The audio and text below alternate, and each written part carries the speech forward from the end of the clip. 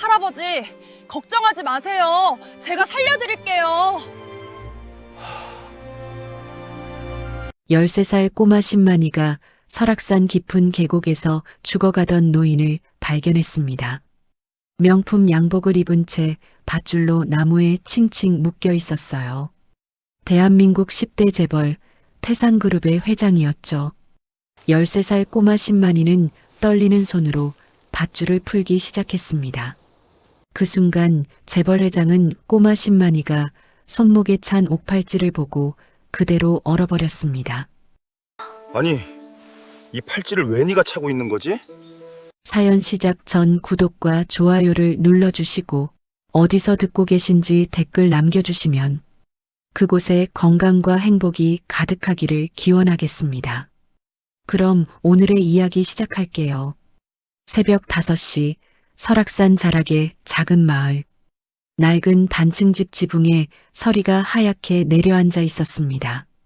소율이는 이불을 걷어차고 일어났어요.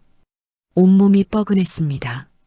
어제 산에서 6시간을 헤맸거든요. 그래도 일어나야 했어요. 오늘은 꼭 산삼을 찾아야 했습니다. 낡은 갈색 무명 저고리를 입었어요. 할머니가 물려준 옷이었습니다. 헝겊 조각이 여기저기 붙어 있었어요. 하지만 산에 갈 때 입을 수 있는 옷은 이것뿐이었습니다. 검은색 헐렁한 바지를 입고 각반으로 단단히 묶었어요. 낡은 집신을 신었습니다. 흰색 무명 머리수건을 이마에 꽉 매고 긴 머리를 따아 뒤로 늘어뜨렸어요. 대나무로 짠 지게를 짊어졌습니다. 무거웠어요. 안에는 산 도구들이 가득했습니다. 나무 막대기, 작은 삽, 밧줄, 말린 약초들이요. 작은 호미를 손에 들었어요. 짧은 나무 손잡이에 넓은 금속날이 달린 홈이었습니다. 엄마가 남긴 산삼 지도를 품속 깊이 넣었어요. 낡아서 찢어질 것 같았지만 소율이의 가장 소중한 보물이었습니다. 소율아, 벌써 가니?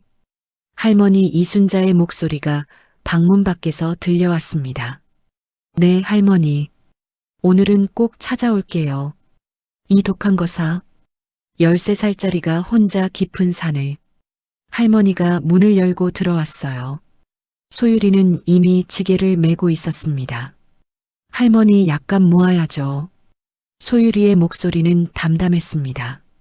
하지만 호미를 쥔 손이 떨리고 있었어요.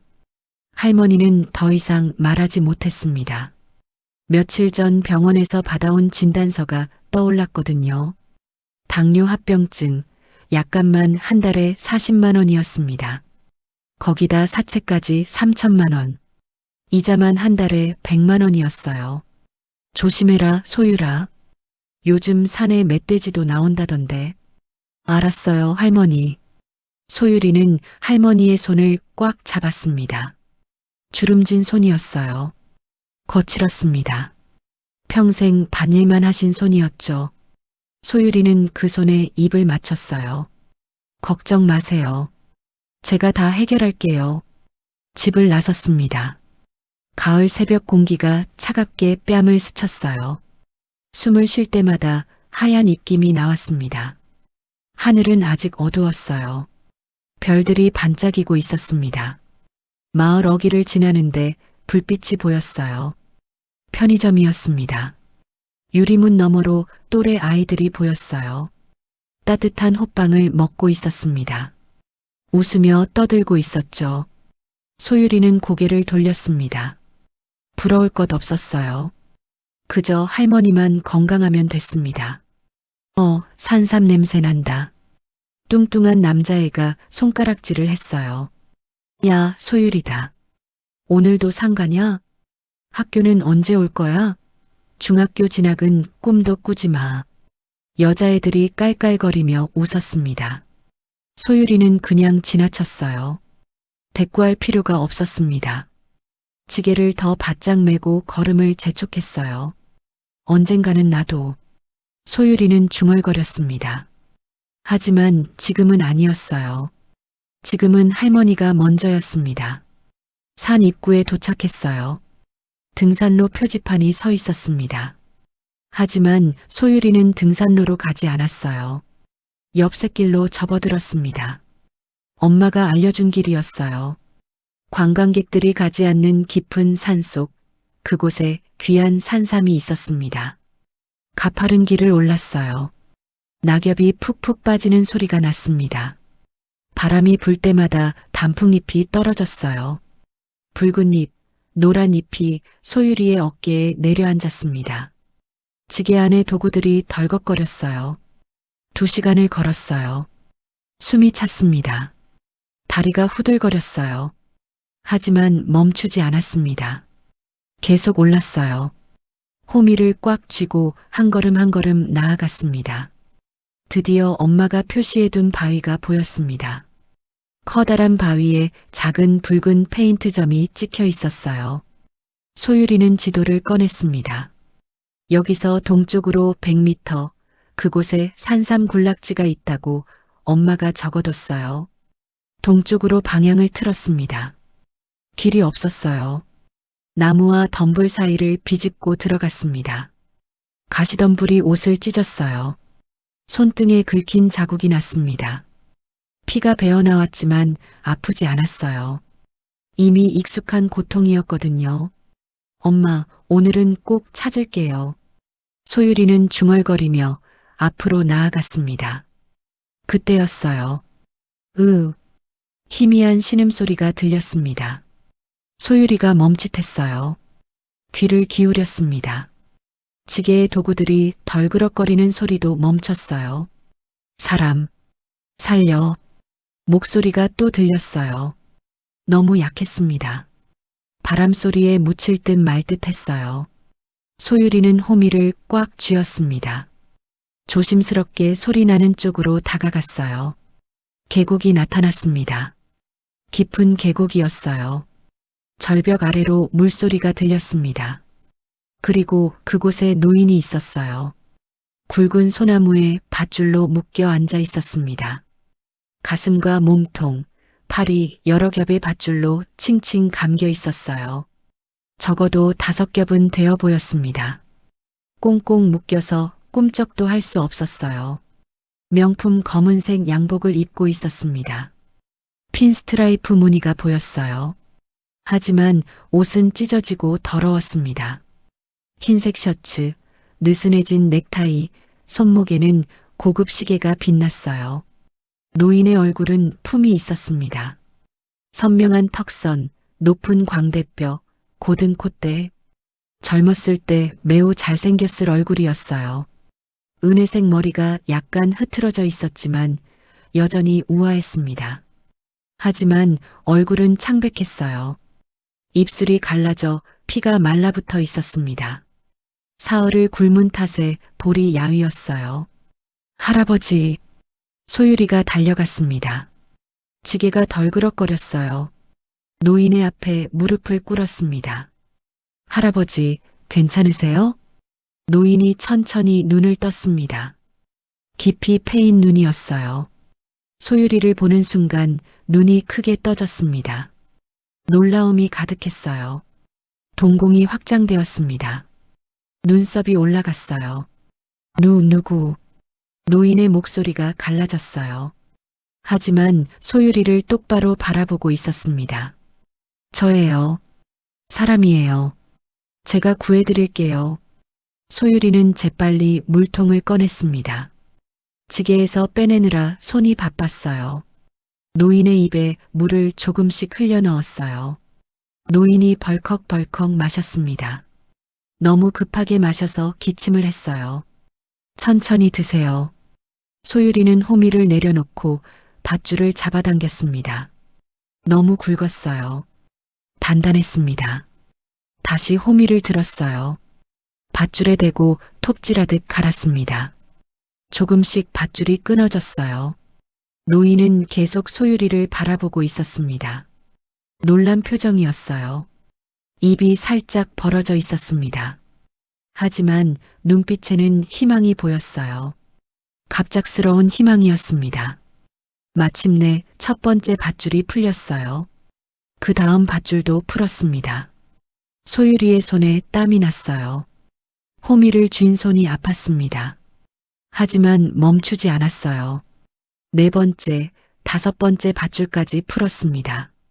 노인의 몸이 앞으로 쓰러졌어요. 소유리가 황급히 받쳤습니다. 노인이 무거웠어요. 13살 소녀가 감당하기엔 너무 무거운 몸이었습니다. 할아버지, 일어나실 수 있어요?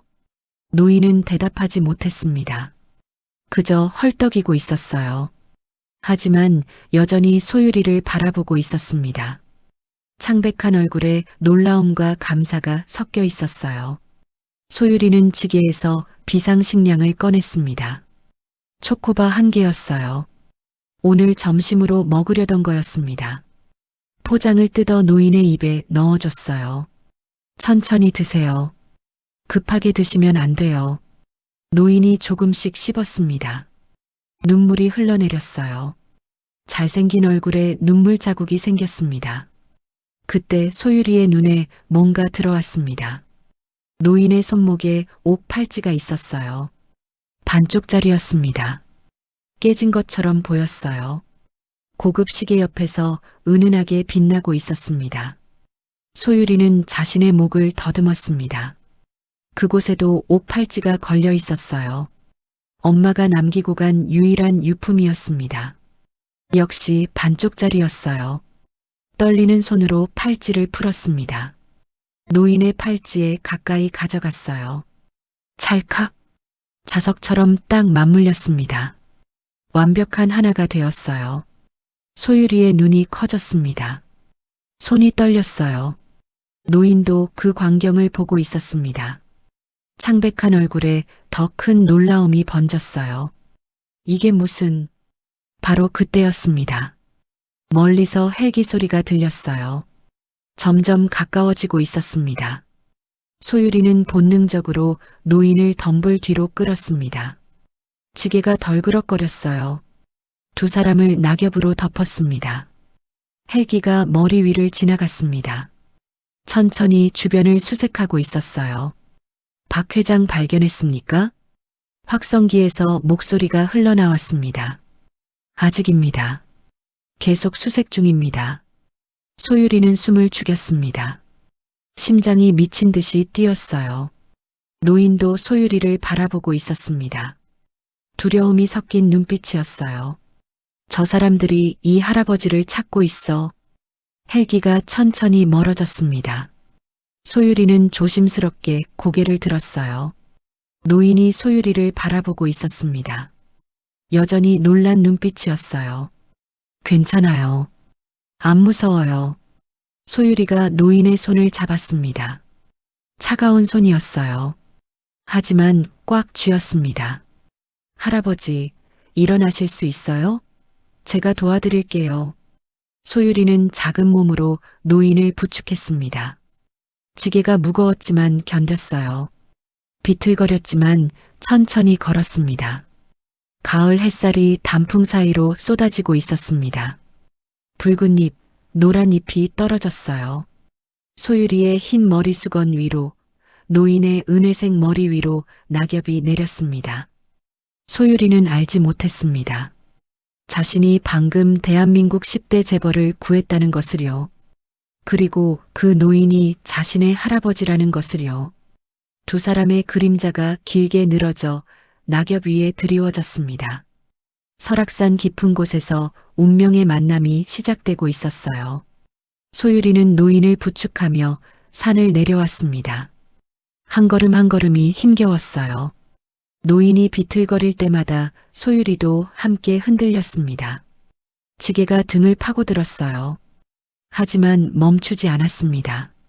할아버지, 조금만 더 가요. 우리 집이 가까워요. 노인은 대답하지 못했습니다. 그저 소유리에게 의지한 채 걸었어요. 창백한 얼굴에 땀이 흘렀습니다. 숨이 가빴어요. 2시간을 걸어 마을 입구에 도착했습니다. 해가 중천에 떠 있었어요. 마을 사람들이 소유리를 보고 수군거렸습니다. 저게 뭐야? 소유리가 사람을 데리고 왔네. 저 양복 좀 봐. 비싼 것 같은데. 혹시 산에서 조난당한 사람 아닐까? 소율이는 고개를 숙이고 빠르게 지나갔습니다. 노인을 더 꽉 붙잡았어요. 집까지 가야 했습니다. 드디어 집 앞에 도착했어요. 낡은 대문이 보였습니다.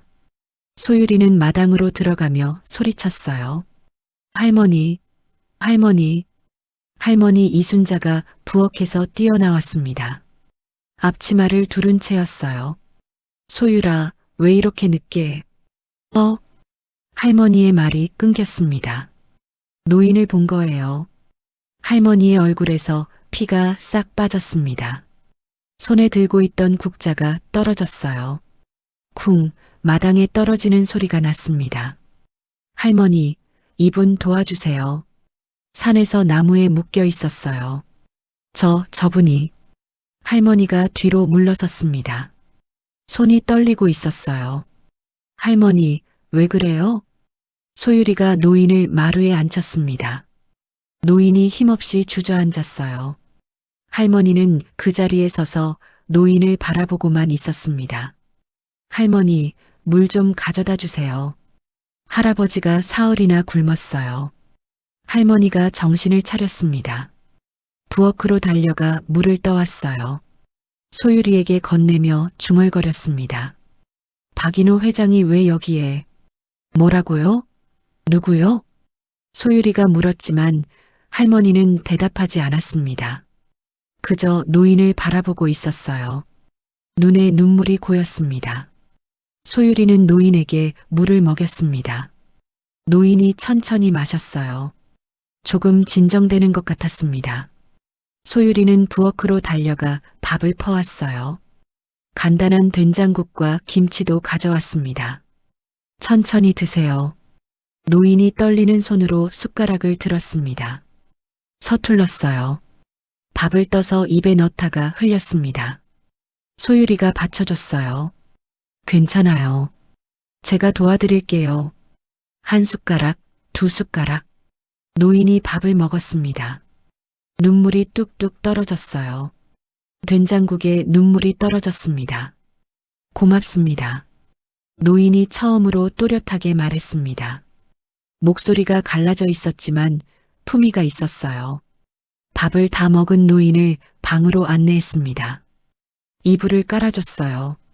노인이 그대로 쓰러져 잠들었습니다. 소율이는 마당으로 나왔습니다. 할머니가 평상에 앉아 하늘을 바라보고 있었어요. 할머니, 저분 아세요? 할머니가 천천히 고개를 돌렸습니다. 눈이 빨갛게 충혈되어 있었어요. 앉아라, 소율아. 소율이가 할머니 옆에 앉았습니다. 할머니가 소율이의 손을 꽉 잡았어요. 할머니, 무슨 일이에요? 저분이 누구예요? 박인호. 태산그룹 회장이야. 소율이의 눈이 커졌습니다. 재벌이요? 그 유명한?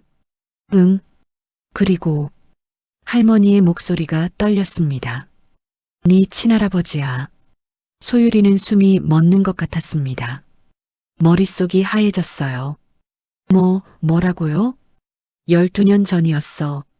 네 엄마 지은이가 너를 안고 내 집 문을 두드렸던 날. 할머니의 목소리가 갈라지기 시작했습니다. 그날 밤 난 처음 보는 여자였어. 네 엄마 말이야. 피투성이에 돌도 안 된 아기를 품에 안고 울면서 왔지. 소율이는 숨을 죽이고 들었어요. 할머니, 제발 저 좀 숨겨주세요. 우리 모녀를 살려주세요. 그 악마가 우리를 죽이려 해요. 할머니가 엄마의 목소리를 흉내냈습니다. 눈물이 뺨을 타고 흘러내렸어요. 네 엄마가 말했어. 남편 박지훈이 교통사고로 죽었다고. 그런데 그게 사고가 아니었대. 시동생 박준서가 형을 죽인 거였어. 소율이의 얼굴이 창백해졌습니다. 주먹을 꽉 쥐었어요. 형을 죽이고 나서 형수인 네 엄마와 너까지 죽이려고 했대. 핏줄을 남기면 안 된다고. 재산 때문에. 아빠를. 소율이의 목소리가 떨렸습니다. 그래. 네 아빠 박지훈은 박인호 회장의 장남이었어. 태상그룹의 진짜 후계자였지. 할머니가 방 쪽을 바라봤어요. 그런데 둘째 아들 박준서가 형을 죽이고 형수와 조카까지 죽이려고 한 거야.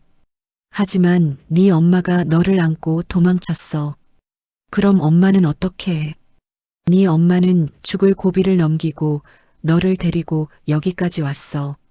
어떻게 나를 찾았는지는 모르겠지만 아마 아무도 모르는 곳을 찾다가 이 산골까지 온 것 같아. 할머니가 소유리의 손을 더 꽉 쥐었어요. 난 처음 보는 사람이었지만 외면할 수가 없었어. 그 절박한 눈빛을, 네 울음소리를. 그래서 숨겨줬지. 할머니, 네 엄마가 부탁했어. 제발 이 아이만은 살려주세요. 성을 바꿔주세요. 박소율이 아니라 다른 성으로 살게 해주세요. 그래야 그 악마가 못 찾아요. 소율이의 눈에서 눈물이 흘러내렸습니다.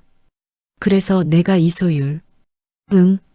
박준서의 감시망을 피하려면 성을 바꿔야 했어. 난 성이 이씨니까 네 엄마도 너를 이씨 성으로 바꿨지. 원래 네 이름이 소율이었잖아. 박소율에서 이소율로. 네 엄마가 지어준 소중한 이름은 그대로 두고 성만 바꾼 거야. 할머니가 소율이를 안았어요. 네 엄마는 1년을 버티다가 병으로 죽었어. 너를 지키느라 병원도 못 가고 약도 못 먹고 박준서가 찾을까봐 두려워서. 엄마. 소율이가 울었습니다. 할머니 품에서 소리내어 울었어요. 그때부터 난 너를 내 손녀처럼 키웠어. 혈연은 아니지만 넌 내 진짜 손녀야. 할머니가 소율이의 머리를 쓰다듬었습니다. 네 엄마가 마지막으로 한 말이 있어. 할머니, 제 딸 부탁합니다. 이 아이만은 꼭 살려주세요. 언젠가 시아버님을 만나게 해주세요. 두 사람이 한참을 그렇게 있었습니다. 가을 햇살이 마당을 비추고 있었어요. 소율이가 고개를 들었습니다. 눈물로 범벅이 된 얼굴이었어요. 그런데 할머니, 할아버지는 왜 산에 묶여 있었어요? 아마도. 할머니의 얼굴이 굳어졌습니다. 박준서가 또 손을 쓴 거겠지. 형도 죽이고 형수도 죽이려 했는데 실패했으니 이번엔 아버지까지 죽이려고. 소율이는 옷 팔찌를 꺼냈습니다. 완성된 팔찌였어요. 할머니, 이거 봐요. 할아버지 팔찌랑 제 팔찌가 맞아떨어졌어요. 할머니가 팔찌를 받아들었습니다. 한참을 들여다봤어요. 네 엄마가 남긴 거구나. 네 엄마가 말했었어. 시댁에서 받은 가보라고. 한 쌍으로 만들어진 옷 팔찌래. 그럼 정말. 그래. 저분이 네 친할아버지가 맞아. 바로 그때 방문이 열렸습니다. 박인호가 비틀거리며 나왔어요. 머리를 감싸쥐고 있었습니다. 할아버지. 소율이가 달려갔습니다. 박인호를 부축했어요. 아파요? 박인호가 고개를 들었습니다. 멍한 눈빛이었어요. 여기가 어디지? 우리 집이에요. 제가 산에서 구해왔어요. 너는 누구지? 소율이의 가슴이 철렁했습니다. 할머니, 할아버지가 이상해요. 할머니가 다가와 박인호의 맥을 짚어봤습니다. 기억을 잃은 것 같구나. 기억상실이요? 응. 큰 충격을 받으면 그럴 수 있어. 박인호가 주위를 둘러봤습니다. 모든 게 낯선 듯 했어요. 내 이름이 뭐지? 소율이와 할머니가 눈을 마주쳤습니다. 할머니, 어떡해요? 할머니가 잠시 생각했습니다. 그리고 결심한 듯 말했어요. 일단 숨겨야 해. 박준서가 알면 또 죽이려 들 거야. 그럼 이름을 새로 지어주자. 할머니가 박인호를 바라봤습니다. 삼복이. 산에서 받은 복이니까. 이제부터 할아버지는 삼복이에요. 박인호, 아니 삼복이가 멍하니 고개를 끄덕였습니다. 삼복이. 네, 할아버지. 삼복이 할아버지예요. 소율이가 삼복이의 손을 잡았습니다. 그날 저녁 소율이는 삼복이에게 밥을 먹여줬습니다. 여전히 서툴렀어요. 숟가락질도 제대로 못했습니다. 하지만 천천히 먹었어요. 할아버지, 천천히 드세요. 삼복이가 소율이를 바라봤습니다. 멍한 눈빛이었지만 따뜻했어요. 고맙구나. 밥을 다 먹고 삼복이는 다시 방으로 들어갔습니다. 소율이는 마당에 나와 별을 바라봤어요. 할머니가 옆에 앉았습니다. 소율아. 네, 할머니. 앞으로 조심해야 해. 박준서의 사람들이 올 수도 있어. 알았어요. 소율이는 주먹을 꽉 쥐었습니다. 할머니, 저 복수할 거예요. 아빠 죽이고 엄마까지 죽게 만든 그 사람한테.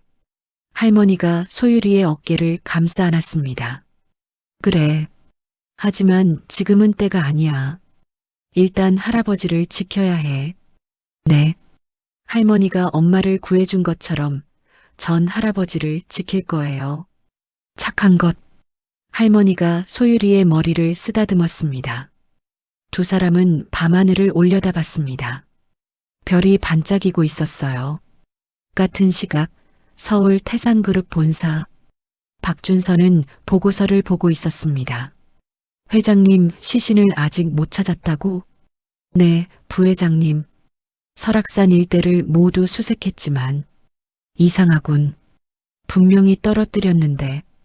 박준서의 눈이 가늘어졌습니다. 계속 찾아. 시신이라도 찾아야 해. 살아있을 리는 없겠지만. 알겠습니다. 비서가 물러갔습니다. 박준서는 창밖을 바라봤어요. 서울 야경이 눈부셨습니다. 형도 죽이고 형수도 죽였고 이제 아버지까지. 드디어 태산그룹은 내 거야. 박준서는 웃었습니다. 차가운 웃음이었어요. 하지만 그는 알지 못했습니다. 박인호가 살아있다는 것을요. 그리고 형수 이지은이 낳은 손녀도 살아있다는 것을요. 설악산 자락의 작은 집. 소율이는 방에 들어가 삼복이를 확인했습니다. 깊이 잠들어 있었어요. 고른 숨소리가 들렸습니다. 소율이는 옷 팔찌를 꺼냈습니다. 완성된 팔찌를 가만히 들여다봤어요. 할아버지, 제가 지킬게요. 엄마가 못다한 일 제가 할 거예요. 그리고 꼭 복수할 거예요. 창밖으로 달빛이 쏟아졌습니다. 설악산은 조용했어요. 하지만 소율이의 마음속에는 불씨가 타오르고 있었습니다. 복수의 불씨였어요. 일주일이 지났습니다. 삼복이는 조금씩 회복되고 있었어요. 하지만 기억은 돌아오지 않았습니다. 자신이 누구인지, 어디서 왔는지 아무것도 기억하지 못했어요. 아침이었습니다. 소율이가 방문을 열었어요. 삼복이가 이불을 개고 있었습니다. 서툴렀지만 정성스러웠어요. 할아버지, 제가 할게요. 아니야. 내가 할 수 있어. 삼복이의 목소리는 단호했습니다. 멍한 눈빛이었지만 뭔가 품위가 있었어요. 마치 누군가에게 명령하던 사람처럼요. 소율이는 미소 지었습니다. 할아버지가 조금씩 나아지는 게 보였어요. 그럼 밥 먹으러 가요. 두 사람은 마당으로 나왔습니다. 할머니가 아침상을 차려놓고 있었어요. 된장국, 김치, 나물 몇 가지. 소박한 식사였습니다. 삼복이가 밥그릇을 들었어요. 이번엔 흘리지 않았습니다. 천천히 조심스럽게 먹었어요. 맛있다. 삼복이가 중얼거렸습니다. 할머니와 소율이가 눈을 마주쳤어요. 미소가 번졌습니다. 할아버지, 오늘은 마을 구경 가실래요? 소율이가 물었습니다. 마을? 네. 여기 우리 마을이요. 작지만 좋은 곳이에요. 삼복이가 고개를 끄덕였습니다. 밥을 다 먹고 두 사람은 마을로 나갔어요. 할머니가 삼복이에게 낡은 옷을 입혔습니다. 양복 대신 편한 면바지와 남방이었어요. 하지만 삼복이가 입으니 뭔가 달라 보였습니다. 품위가 있었어요. 마을 어귀를 지나는데 사람들이 수군거렸습니다. 저 사람이 소율이가 산에서 데려온 사람이래. 양복 입고 있었다던데. 돈 많은 사람 같던데? 근데 지금은 멍청해 보이더라. 기억을 잃었나 봐. 소율이는 삼복이의 손을 꽉 잡았습니다. 삼복이는 아무 말도 하지 않았어요. 그저 소율이를 따라 걸었습니다. 마을 가게에 들렀습니다. 작은 구멍가게였어요. 주인 할머니가 반갑게 맞았습니다. 어머, 소율아. 이분이 그 양반이구나? 네, 할머니. 이제 우리 집에서 사세요. 이름이 뭐래? 삼복이요. 삼복이 할아버지예요. 주인 할머니가 삼복이를 위아래로 훑어봤습니다. 인물은 좋으시네. 젊었을 때 잘생겼겠어. 삼복이는 어색하게 웃었습니다. 하지만 허리를 꼿꼿이 세우고 있었어요. 자세가 달랐습니다. 보통 사람과는 다른 품격이 있었어요. 할머니, 사탕 주세요. 소율이가 동전 몇 개를 내밀었습니다. 주인 할머니가 사탕을 주었어요. 소율이는 삼복이에게 하나 건넸습니다. 할아버지, 드세요. 삼복이가 사탕을 입에 넣었습니다. 달았어요. 얼굴에 미소가 번졌습니다. 가게를 나와 마을을 걷는데 아이들이 달려왔어요. 소율이를 놀리던 그 아이들이었습니다. 야, 소율아. 저 할아버지가 뭐래? 뚱뚱한 남자애가 손가락질을 했어요. 바보 맞지? 말도 제대로 못하잖아. 여자애들이 깔깔거리며 웃었습니다. 소율이는 참으려고 했어요. 하지만 삼복이가 앞으로 나섰습니다. 그만해라. 삼복이의 목소리가 낮게 깔렸습니다. 카리스마가 있었어요. 아이들이 움찔했습니다. 니들은 어른을 놀리는 게 재미있니? 삼복이의 눈빛이 달라져 있었습니다. 평소에 멍한 눈빛이 아니었어요. 날카롭고 서늘했습니다. 마치 회장이 직원들을 꾸짖을 때처럼요. 저희는 그냥. 아이들이 뒤로 물러섰습니다. 사과해라. 소율이한테. 죄송합니다. 아이들이 고개를 숙이고 도망쳤어요. 소율이는 삼복이를 올려다봤습니다. 눈물이 핑 돌았어요. 고마워요, 할아버지. 삼복이는 다시 평소의 얼굴로 돌아왔습니다. 멍한 눈빛으로 소율이를 바라봤어요. 응? 내가 뭐 했니? 아무것도 아니에요. 소율이가 삼복이의 손을 잡았습니다. 따뜻했어요. 오후였습니다. 집으로 돌아오는 길에 할머니가 기다리고 있었어요. 얼굴이 굳어 있었습니다. 소율아, 빨리 들어와. 왜요? 무슨 일이에요? 검은 옷 입은 사람들이 마을에 왔어. 사람을 찾는다고. 소율이의 얼굴이 창백해졌습니다. 박준서의 사람들이요? 그런 것 같아. 일단 삼복이 할아버지를 숨겨야 해. 세 사람은 급히 집 안으로 들어갔습니다. 삼복이를 방에 숨겼어요. 할아버지, 여기서 나오시면 안 돼요. 절대로요. 소율이가 삼복이의 손을 꽉 잡았습니다.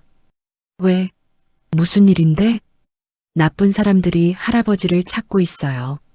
삼복이는 이해하지 못하는 눈빛이었습니다. 하지만 고개를 끄덕였어요. 알았어. 나가지 않을게. 소율이는 방문을 닫고 마당으로 나왔습니다. 할머니가 대문 앞에 서 있었어요. 똑똑. 대문을 두드리는 소리가 들렸습니다. 할머니가 문을 열었어요. 검은 양복을 입은 남자 2명이 서 있었습니다. 안녕하세요. 저희는 태상그룹에서 나왔습니다. 남자가 명함을 내밀었어요. 저희 회장님이 실종되셨습니다. 혹시 이 사진 속 분을 보신 적 있으신지요? 남자가 사진을 보여줬습니다. 박인호의 사진이었어요. 양복을 입고 있었습니다. 품이 있는 모습이었어요. 할머니는 사진을 봤습니다. 손이 떨렸지만 표정은 담담했어요. 못 봤는데요. 정말입니까? 이 근처 설악산에서 실종되셨거든요. 이 산골에 무슨 재벌이 오겠어요. 못 봤어요. 할머니가 단호하게 말했습니다. 남자들은 서로 눈을 마주쳤어요. 혹시 일주일 전쯤 이상한 사람 보신 적 없으세요? 없어요. 빨리 돌아가세요. 할 일 많아요. 할머니가 문을 닫으려고 했어요. 남자가 문을 잡았습니다. 할머니, 협조 좀 해주세요. 저희 회장님을 찾아야 합니다. 바로 그때 소율이가 나타났습니다. 호미를 들고 있었어요. 우리 할머니가 모른다잖아요. 가세요. 소율이의 눈빛이 날카로웠습니다. 남자들이 소율이를 봤어요. 13살 소녀였지만 눈빛이 예사롭지 않았습니다. 알았습니다. 혹시 보시면 연락 주세요. 남자들이 명함을 놓고 돌아갔습니다. 할머니와 소율이는 숨을 쉬었어요. 가슴이 두근거렸습니다. 할머니, 저 사람들이 또 올까요? 그럴 수도 있어. 조심해야 해. 두 사람은 방으로 들어갔습니다. 삼복이가 구석에 웅크리고 있었어요. 온몸을 떨고 있었습니다. 할아버지, 소율이가 달려갔습니다. 삼복이를 안았어요. 무서워, 무서워. 삼복이가 중얼거렸습니다. 땀이 흘러내리고 있었어요. 괜찮아요. 제가 여기 있어요. 소율이가 삼복이를 꽉 안았습니다. 한참 후에야 삼복이가 진정되었어요. 그날 밤 소율이는 잠을 이룰 수 없었습니다. 마당에 나와 별을 바라봤어요. 박준서의 사람들이 왔어. 할아버지를 찾고 있어. 소율이는 주먹을 꽉 쥐었습니다. 할아버지를 빼앗기지 않을 거야. 절대로. 할머니가 나와 옆에 앉았습니다. 잠이 안 와? 네. 할머니, 무서워요. 저 사람들이 또 오면 어떡해요? 그럼 우리가 더 조심해야지. 할머니가 소율이의 손을 잡았어요. 소율아, 네 엄마가 널 지키려고 얼마나 힘들었는지 알아? 네. 그 마음으로 이제 네가 할아버지를 지켜야 해. 소율이는 고개를 끄덕였습니다. 할머니, 저 강해질 거예요. 할아버지를 지킬 수 있을 만큼. 그래. 착한 것. 다음 날 아침 소율이는 일찍 일어났습니다. 산에 가야 했어요. 산삼을 캐야 했습니다. 돈이 필요했어요. 만약을 위해서요. 지게를 메고 호미를 들었습니다. 머리수건을 메고 집을 나서려는데 삼복이가 나타났어요.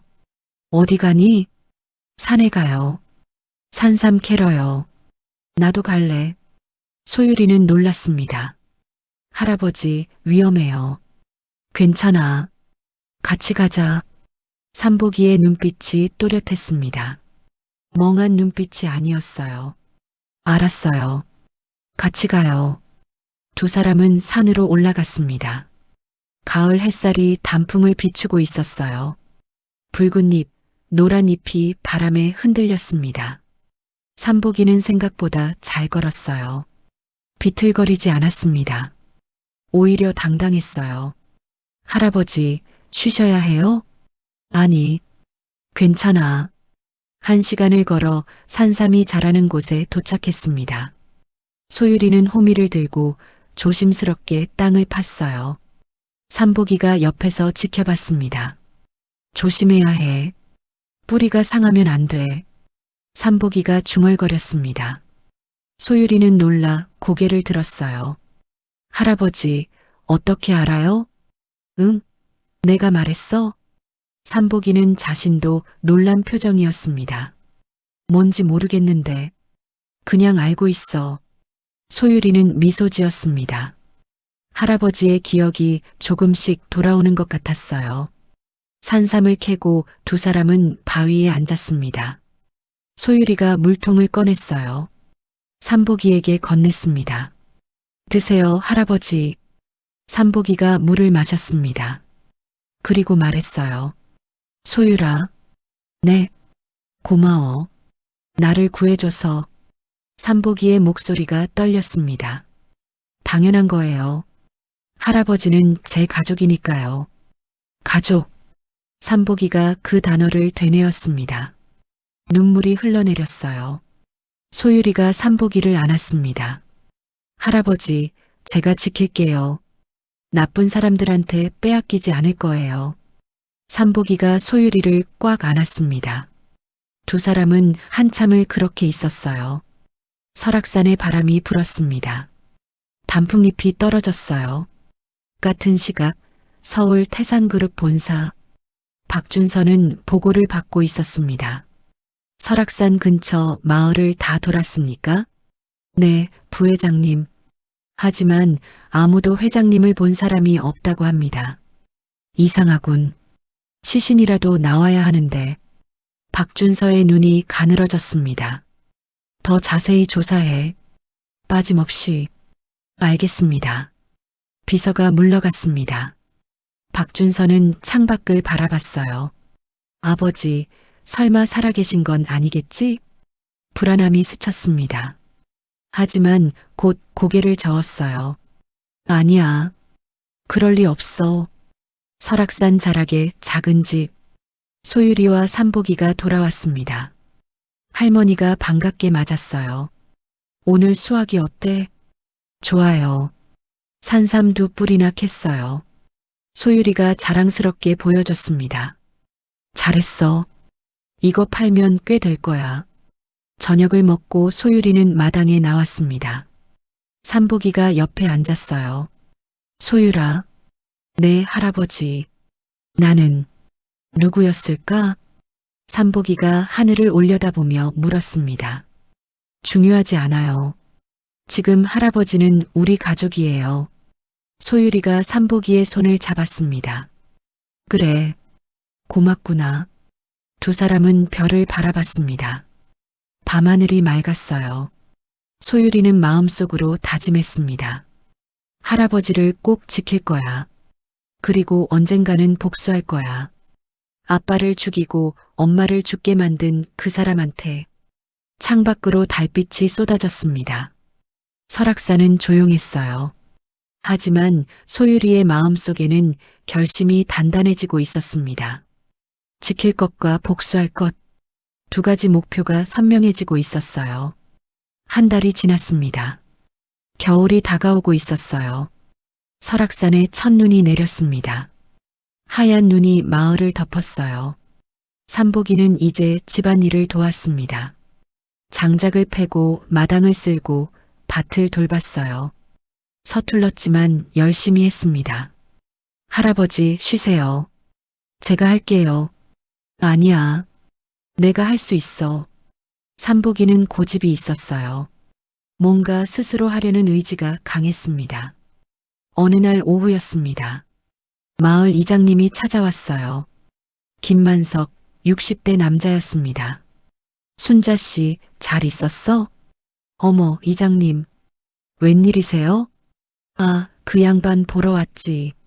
삼복이 할아버지. 이장님이 마당으로 들어왔습니다.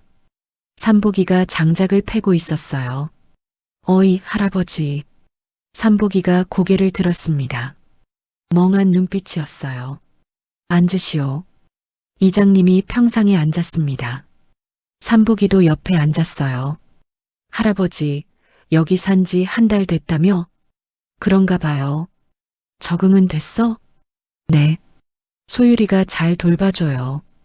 이장님이 담배를 꺼냈습니다. 삼복이에게 권했어요. 한 대 하시오. 삼복이가 담배를 받았습니다. 불을 붙였어요. 연기를 깊이 들이마셨습니다. 그때였어요. 삼복이의 눈빛이 달라졌습니다. 멍한 눈이 아니었어요. 날카롭고 집중된 눈빛이었습니다. 이장님, 응? 요즘 땅 투자 생각하시죠? 이장님의 눈이 커졌습니다. 어떻게 알았어? 그냥 느껴져요. 삼복이가 중얼거렸습니다. 이장님, 그 땅 사지 마세요. 뭐? 개발 안 됩니다. 3년 안에 취소될 거예요. 이 양반이 무슨 소리를. 이장님이 황당해했습니다. 하지만 삼복이의 눈빛이 진지했어요. 대신 동쪽 계곡 쪽 땅을 사세요. 거기에 리조트가 들어옵니다. 5년 안에요. 정말? 네. 확신합니다. 삼복이의 목소리에는 힘이 있었습니다. 마치 회의실에서 결정을 내리는 회장처럼요. 이장님은 얼떨떨했습니다. 하지만 묘하게 믿음이 갔어요. 알았어. 한번 믿어볼게. 이장님이 돌아간 후 소율이가 물었습니다. 할아버지, 어떻게 알았어요? 응? 내가 뭐 말했니? 삼복이는 기억하지 못했습니다. 다시 멍한 눈빛이었어요. 며칠 후였습니다. 마을 슈퍼주인 박영자 씨가 찾아왔어요. 할머니, 삼복이 할아버지 계세요? 왜요? 이장님한테 들었어요. 할아버지가 예언을 한다고. 예언이라니요? 주식 좀 봐달라고요. 할머니는 난처했습니다. 하지만 소율이가 삼복이를 데려왔어요. 박영자 씨가 핸드폰을 꺼냈습니다. 주식 차트를 보여줬어요.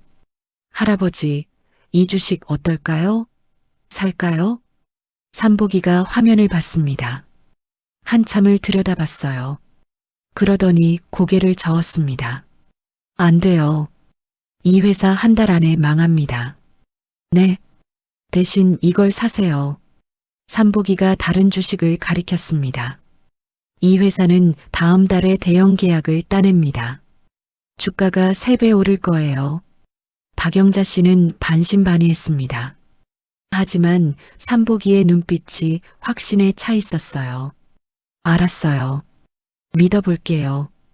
그 후로 마을 사람들이 하나둘 찾아왔습니다.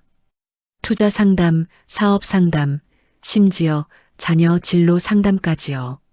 삼복이는 매번 정확한 조언을 했습니다.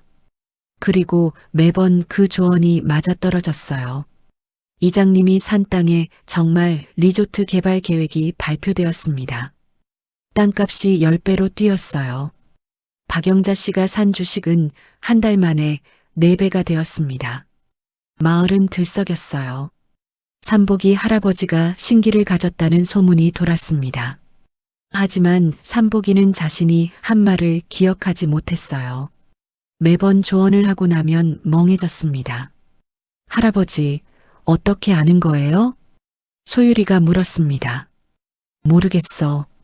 그냥 머릿속에 떠올라. 삼복이가 머리를 감싸쥐었어요. 사람들이 뭘 물어보면 갑자기 답이 보여. 마치 꿈처럼. 하지만 깨어나면 기억이 안 나. 소율이는 놀라웠습니다. 할아버지가 무의식적으로 사업 감각을 발휘하고 있었어요. 할아버지는 원래 재벌 회장이었어.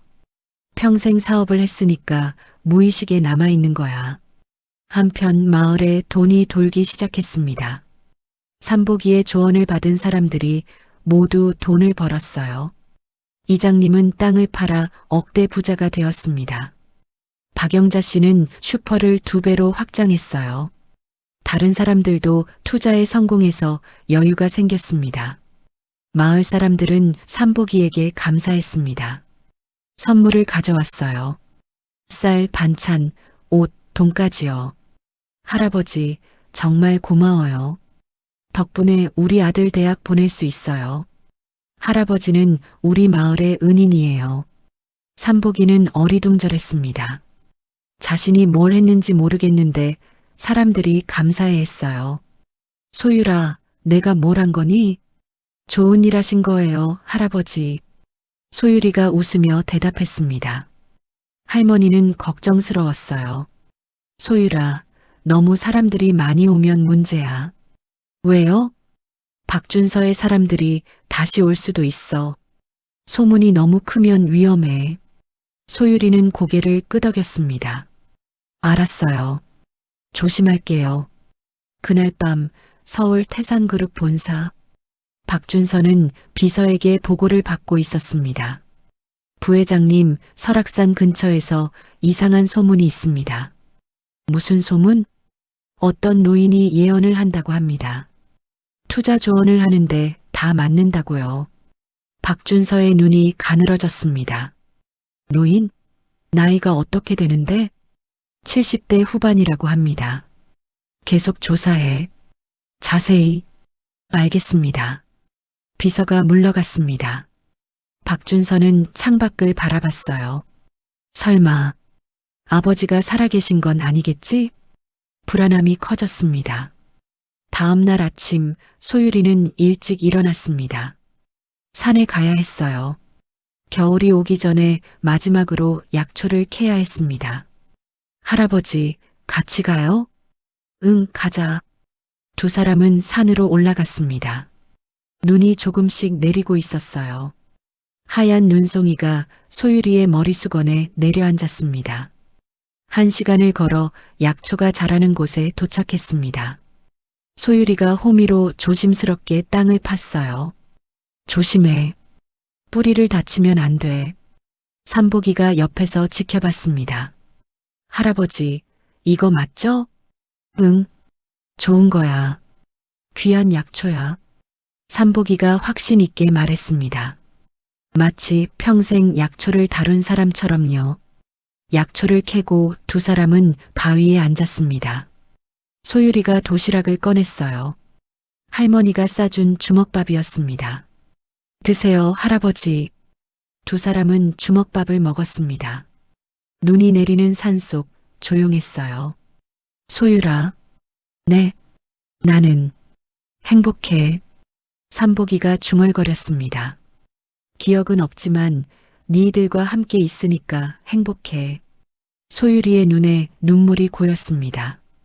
저도요, 할아버지. 니는 착한 아이야.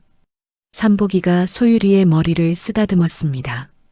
언젠가는 기억이 돌아올까? 모르겠어요. 하지만 괜찮아요. 지금도 좋아요. 소율이가 삼복이에게 기댔습니다. 삼복이가 소율이를 안았어요. 할아버지. 응? 저한테는 할아버지가 전부예요. 네가 누구였든 지금 우리 할아버지니까요. 삼복이의 눈에서 눈물이 흘러내렸습니다. 고마워, 소율아. 두 사람은 한참을 그렇게 있었어요. 눈이 계속 내렸습니다. 하얀 세상이었어요. 그때 멀리서 소리가 들렸습니다. 저기 사람 있나? 소율이가 깜짝 놀라 고개를 들었습니다. 검은 옷을 입은 남자들이 보였어요. 박준서의 사람들이었습니다. 할아버지, 숨어요. 소율이가 삼복이를 끌고 바위 뒤로 숨었습니다. 지게로 두 사람을 덮었어요. 남자들이 지나갔습니다. 천천히 주변을 살피며 걸었어요. 이 근처에 그 노인이 있다는데 예언하는 할아버지 말이지? 그래. 부회장님이 직접 확인하래. 남자들의 목소리가 들렸습니다. 소율이는 숨을 죽였어요. 삼복이를 꽉 안았습니다. 한참 후에 남자들이 멀어졌습니다. 소율이는 조심스럽게 고개를 들었어요. 할아버지, 빨리 가요. 두 사람은 다른 길로 내려갔습니다. 조심스럽게 빠르게 움직였어요. 집에 도착했습니다. 할머니가 기다리고 있었어요. 어떻게 된 거야? 얼굴이 왜 그래? 할머니, 박준서의 사람들이 산에 있었어요. 할머니의 얼굴이 굳었습니다. 들어와. 빨리. 세 사람은 방으로 들어갔습니다. 문을 꽉 닫았어요. 소율아, 이제 조심해야 해. 알아요. 사람들한테 더 이상 조언하지 마. 소문이 너무 커졌어. 할머니가 삼복이를 바라봤습니다. 할아버지, 이제부터는 사람들이 와도 모른다고 해요. 네. 네 안전을 위해서예요. 삼복이는 고개를 끄덕였습니다. 그날 밤 마을 이장님이 찾아왔어요. 급한 얼굴이었습니다. 순자 씨, 큰일 났어. 무슨 일이에요? 서울에서 사람들이 왔어. 삼복이 할아버지 찾는다고. 누구요? 태상그룹 사람들이래. 실종된 회장을 찾는다고. 할머니의 얼굴이 창백해졌습니다. 이장님, 부탁이 있어요. 뭔데? 아무도 못 봤다고 해주세요. 왜? 혹시 삼복이 할아버지가? 제발이요. 이장님 땅 살 수 있게 해준 사람이 누구예요? 이장님은 잠시 고민했습니다. 그리고 고개를 끄덕였어요. 알았어. 아무 말 안 할게. 고마워요. 이장님이 돌아갔습니다. 할머니는 한숨을 쉬었어요. 소율이가 다가왔습니다. 할머니, 우리 어떡해요? 일단 할아버지를 더 깊이 숨겨야 해. 어디로요? 산속 암자가 있어. 거기로 가자. 언제요? 내일 새벽. 눈 오기 전에. 다음날 새벽 세 사람은 짐을 쌌습니다. 최소한만 챙겼어요. 옷 몇 벌, 식량 조금, 그리고 옷 팔찌. 준비됐니? 네, 할머니. 그럼 가자. 세 사람은 집을 나섰습니다. 어두운 새벽이었어요. 마을 사람들이 자고 있을 시간이었습니다. 산으로 올라갔습니다. 소율이가 앞장섰어요. 할머니와 삼복이가 뒤를 따랐습니다. 3시간을 걸었습니다. 깊은 산속 작은 암자가 나타났어요. 낡았지만 튼튼해 보였습니다. 여기야. 이제부터 여기서 지내자. 네. 세 사람은 암자로 들어갔습니다. 좁았지만 따뜻했어요. 소율이는 창밖을 바라봤습니다. 눈이 내리기 시작했어요. 하얀 눈이 산을 덮었습니다. 이제 우리는 더 깊이 숨어야 해. 할아버지를 지키기 위해서. 소율이는 주먹을 꽉 쥐었습니다. 언젠가는 복수할 거야. 하지만 지금은 살아남는 게 먼저야. 창밖으로 눈이 계속 내렸습니다. 설악산은 하얗게 변했어요. 하지만 암자 안은 따뜻했습니다. 세 사람이 함께 있었으니까요. 암자 생활이 시작되었습니다. 춥고 불편했지만 안전했어요. 마을에서 멀리 떨어진 깊은 산속이었거든요. 아침마다 소율이는 눈을 쓸었습니다. 암자 앞에 쌓인 눈을 치웠어요. 할머니는 아궁이에 불을 지폈습니다. 삼복이는 장작을 패왔어요. 할아버지, 제가 할게요. 괜찮아. 내가 할 수 있어. 삼복이의 손놀림이 점점 능숙해지고 있었습니다. 도끼질이 정확했어요. 어느 날 밤이었습니다. 삼복이가 잠에서 깼어요. 땀을 뻘뻘 흘리고 있었습니다. 지훈아, 지훈아. 삼복이가 소리쳤습니다. 소율이와 할머니가 깜짝 놀라 달려왔어요. 할아버지, 괜찮으세요? 지훈이가, 내 아들 지훈이가. 삼복이가 머리를 감싸쥐었습니다. 꿈을 꿨어. 지훈이가 피를 흘리며 쓰러져 있었어. 그리고 준서가 웃고 있었어. 소율이의 가슴이 철렁했습니다. 아빠 이름이 지훈이었어요. 할아버지, 기억나세요? 모르겠어. 아무것도. 하지만 지훈이는 내 아들 같아. 확신해. 할머니가 소율이를 바라봤습니다. 눈빛으로 대화했어요. 기억이 조금씩 돌아오고 있어. 다음 날 아침 삼복이는 다시 멍한 얼굴이었습니다. 어젯밤 일을 기억하지 못했어요. 할아버지, 어젯밤에. 응? 무슨 일 있었어? 소율이는 말하지 않았습니다. 할아버지가 혼란스러워 할까 봐요. 일주일이 지났습니다. 식량이 떨어지기 시작했어요. 소율아, 마을에 내려가야 해. 네, 할머니. 조심해. 박준서의 사람들이 아직 있을 수도 있어. 알았어요. 소율이는 지게를 메고 산을 내려갔습니다. 새벽이었어요. 마을 사람들이 자고 있을 시간이었습니다. 마을 슈퍼에 도착했습니다. 문을 두드렸어요. 누구세요? 박영자 씨의 목소리가 들렸습니다. 저예요, 소율이요. 문이 열렸습니다. 박영자 씨가 깜짝 놀란 얼굴로 소율이를 안으로 끌어당겼어요. 어머, 소율아. 어디 있었어? 산속에요. 할머니랑 할아버지랑. 큰일 났어. 서울에서 사람들이 계속 와. 삼복이 할아버지 찾는다고. 소율이의 얼굴이 굳었습니다. 많이 왔어요? 응. 어제도 왔어. 돈을 막 뿌리면서 정보 달래. 마을 사람들은 뭐래요? 다들 모른다고 했어. 할아버지 덕분에 다들 돈 벌었잖아. 배신 안 해. 소율이는 안도했습니다. 고마워요, 이모. 뭘? 당연하지. 근데 조심해. 저 사람들 포기 안 할 것 같아.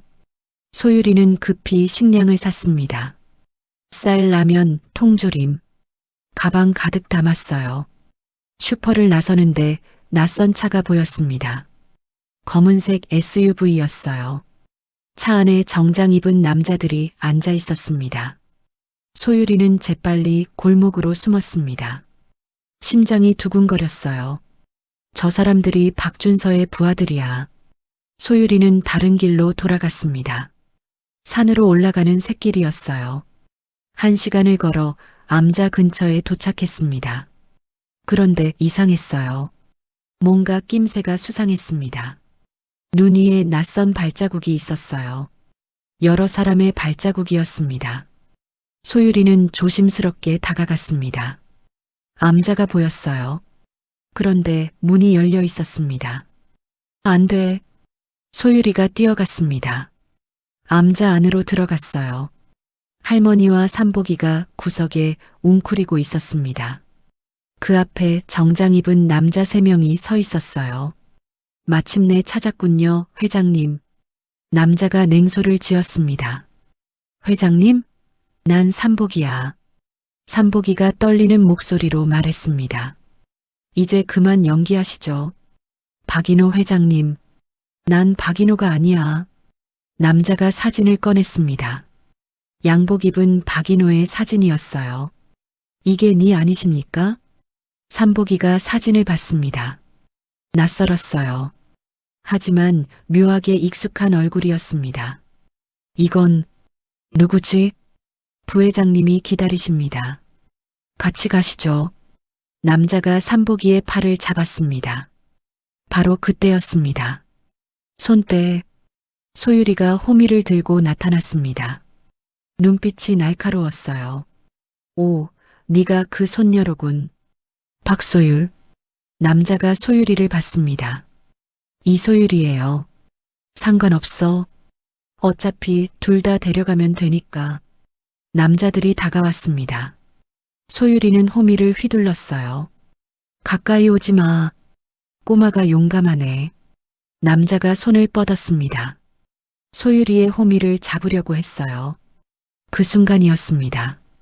감히 삼복이가 벌떡 일어났습니다. 눈빛이 완전히 달라져 있었어요. 멍한 눈이 아니었습니다. 날카롭고 위험 있는 눈빛이었어요. 내 손녀에게 손대지 마라.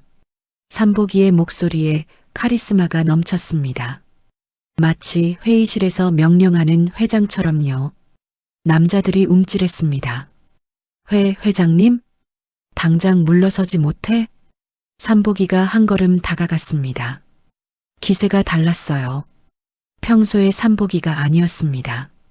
남자들이 뒤로 물러섰습니다. 본능적으로 위계를 느낀 거예요. 회장님, 정신 차리십시오. 부회장님이. 준서가 뭐? 삼복이의 눈빛이 더 날카로워졌습니다. 준서. 그 이름. 삼복이가 머리를 감싸쥐었습니다. 기억이 떠오르고 있었어요. 준서가 나를 죽이려고 했어. 나무에 묶고 산에 버렸어. 남자들의 얼굴이 굳었습니다. 회장님, 그건. 그리고 지훈이도. 내 아들 지훈이를 죽였어. 준서가. 삼복이가 소리쳤습니다. 눈물이 흘러내렸어요. 지훈아, 내 아들. 미안해. 삼복이가 무릎을 꿇었습니다. 기억들이 파편처럼 돌아오고 있었어요. 완전하지는 않았지만 핵심을 알 수 있었습니다. 소율이가 삼복이를 안았습니다. 할아버지, 소율아, 네가 지훈이의 딸이구나. 내 손녀. 삼복이가 소유리를 꽉 안았습니다. 남자들이 서로 눈을 마주쳤습니다. 난처한 표정이었어요. 회장님, 일단 서울로 가시죠. 치료를 받으셔야. 안 가. 소유리가 소리쳤습니다. 할아버지는 안 보내. 니들이 또 죽일 거잖아. 우린 그냥 직원이야. 명령을 받고. 거짓말. 니들은 박준서 편이잖아. 남자들이 당황했습니다. 사실이었거든요. 그때 할머니가 나섰습니다. 여러분, 제발 부탁이에요. 할머니가 무릎을 꿇었습니다. 이 늙은이 부탁 하나만 들어주세요. 회장님을 그냥 두고 가세요. 할머니, 그럴 수는.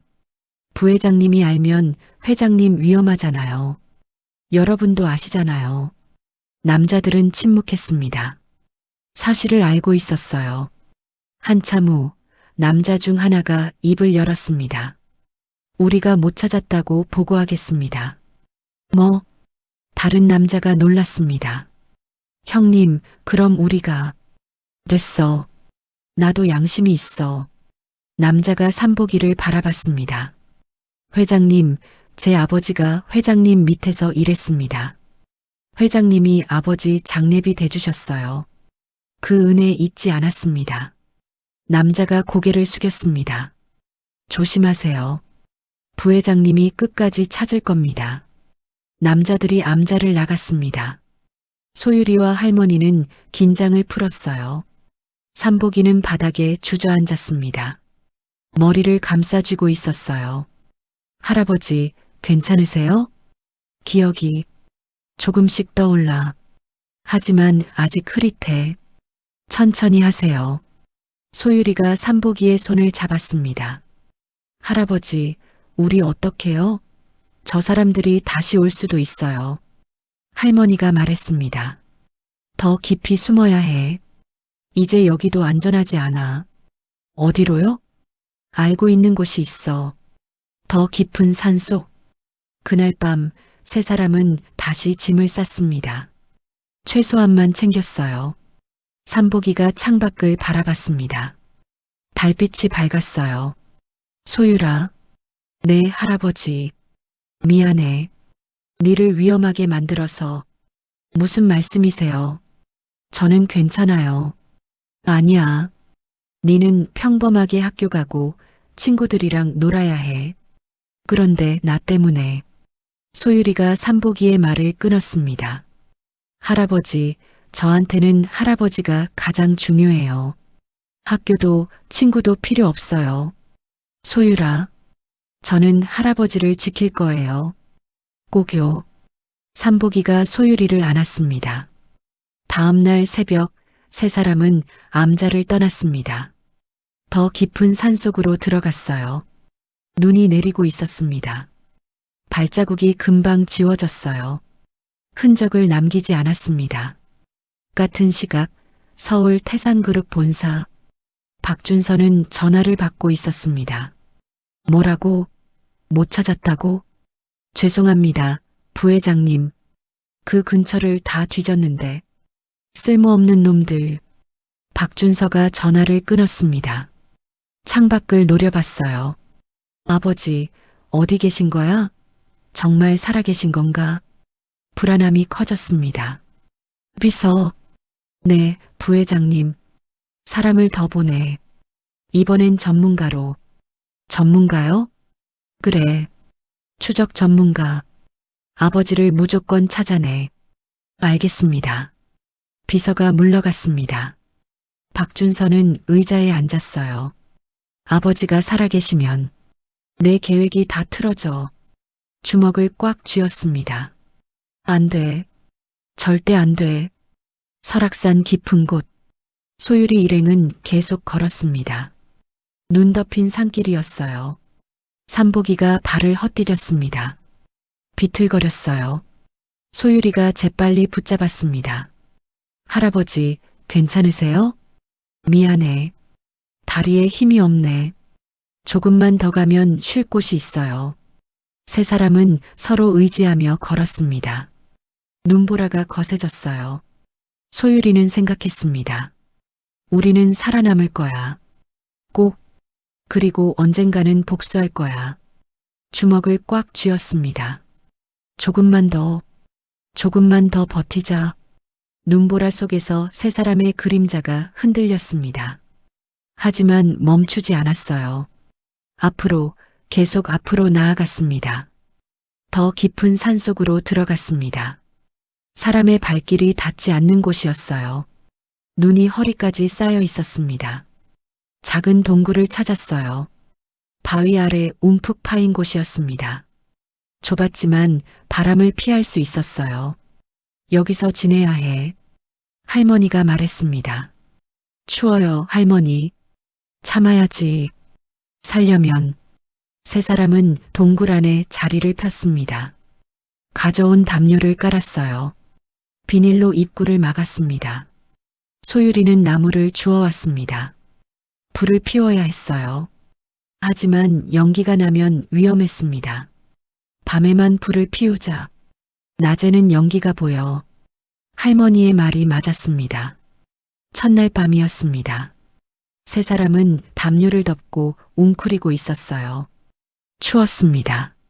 너무 추웠어요. 삼복이가 소율이를 안았습니다. 체온을 나눴어요. 할아버지, 따뜻해요. 그래, 니도 따뜻하구나. 할머니도 함께 안았습니다. 세 사람이 서로 안고 밤을 보냈어요. 새벽이었습니다. 소율이가 눈을 떴어요. 할머니가 기침을 하고 있었습니다. 할머니, 괜찮으세요? 응, 그냥 좀 차가워서. 하지만 할머니의 얼굴이 빨갛게 달아올라 있었어요. 열이 있었습니다. 할머니, 열 있어요. 소율이가 할머니의 이마를 짚어봤습니다. 뜨거웠어요. 아이고, 괜찮아. 조금 쉬면 나을 거야. 하지만 나아지지 않았습니다. 하루가 지나고 이틀이 지났어요. 할머니의 열은 더 올라갔습니다. 할머니, 병원 가야 해요. 안 돼. 내려가면 우리 다 잡혀.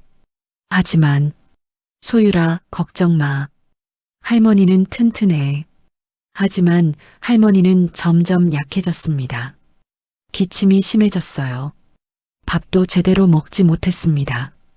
삼복이가 소율이를 불렀습니다. 소율아, 네가 산에서 약초 캐던 거 기억나지? 네. 할머니한테 필요한 약초를 찾아야 해. 어떤 거요? 삼복이가 설명했습니다. 신기하게도 정확히 알고 있었어요. 도라지 뿌리, 더덕, 그리고 황기.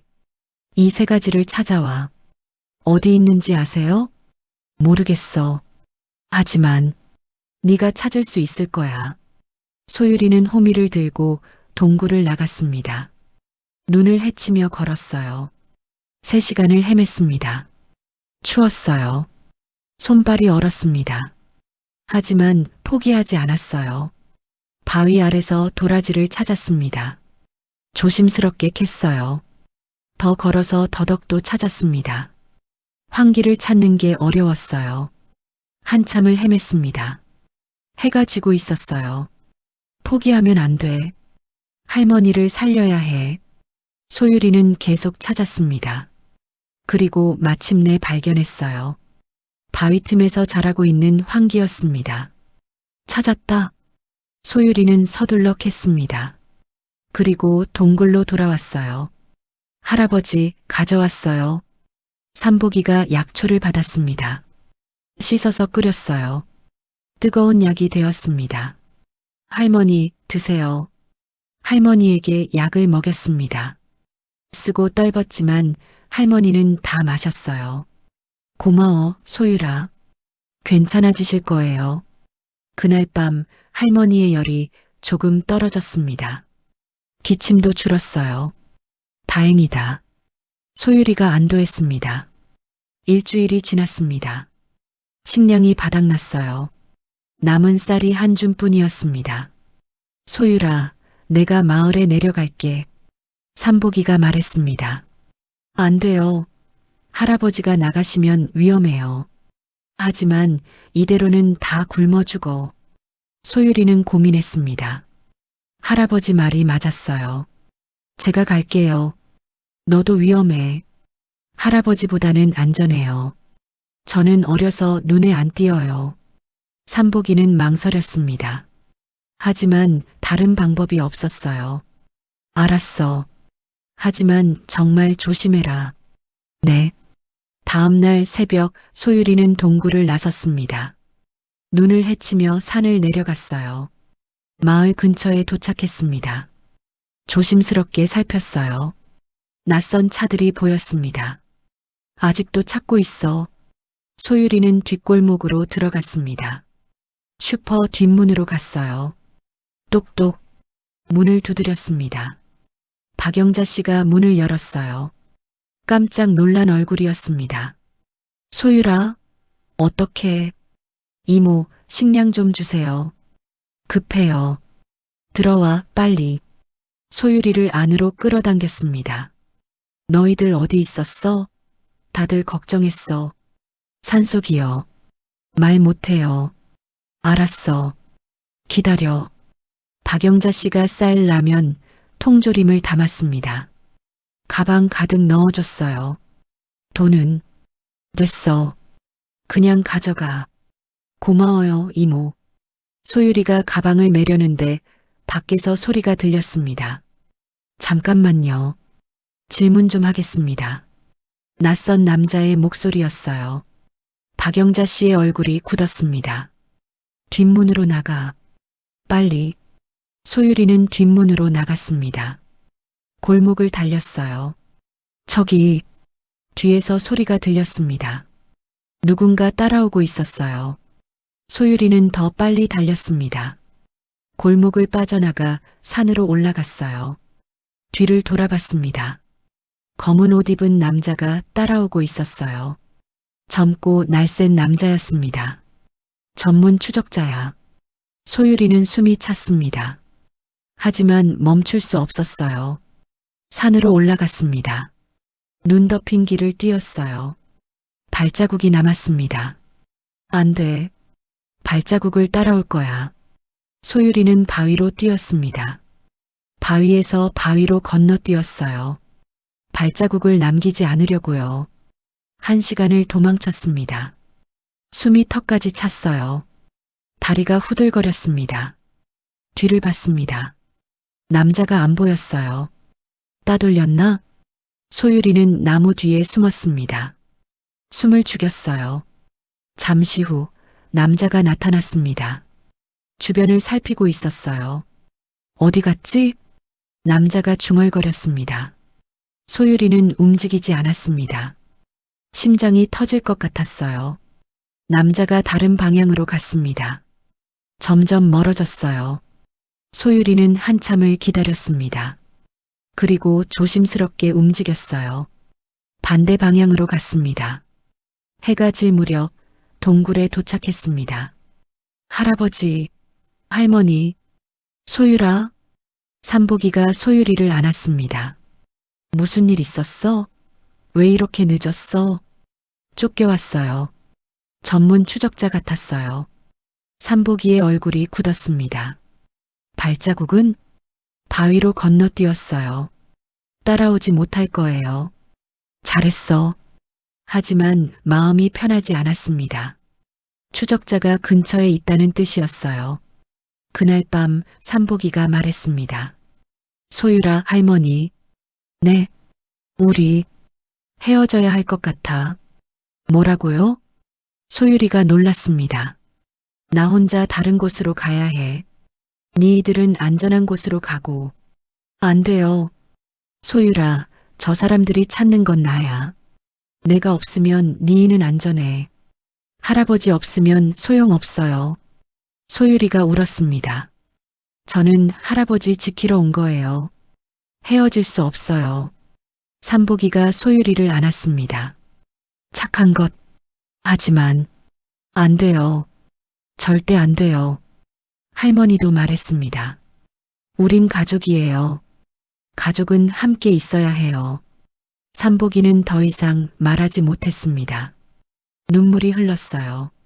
다음 날 아침 이상한 일이 일어났습니다. 삼복이가 눈을 떴어요. 무언가 떠올랐습니다. 소율아, 네, 할아버지. 내가 기억이 나. 뭐가요? 준서가 나를 산에 버린 날. 그 전에 뭔가 했어. 삼복이가 머리를 감싸쥐었습니다. 비상계좌. 그래, 비상계좌를 만들었어. 비상계좌요? 만약을 위해서. 준서가 배신할 줄 알았거든. 그 계좌에 돈이 있어요? 응, 많이. 아주 많이. 소율이의 눈이 커졌습니다. 어떻게 찾아요? 은행에 가야 해. 하지만 내 신분증이 필요해. 신분증은 어디 있어요? 회사 금고에. 아니, 집에도 하나 있을 거야. 소율이는 생각했습니다.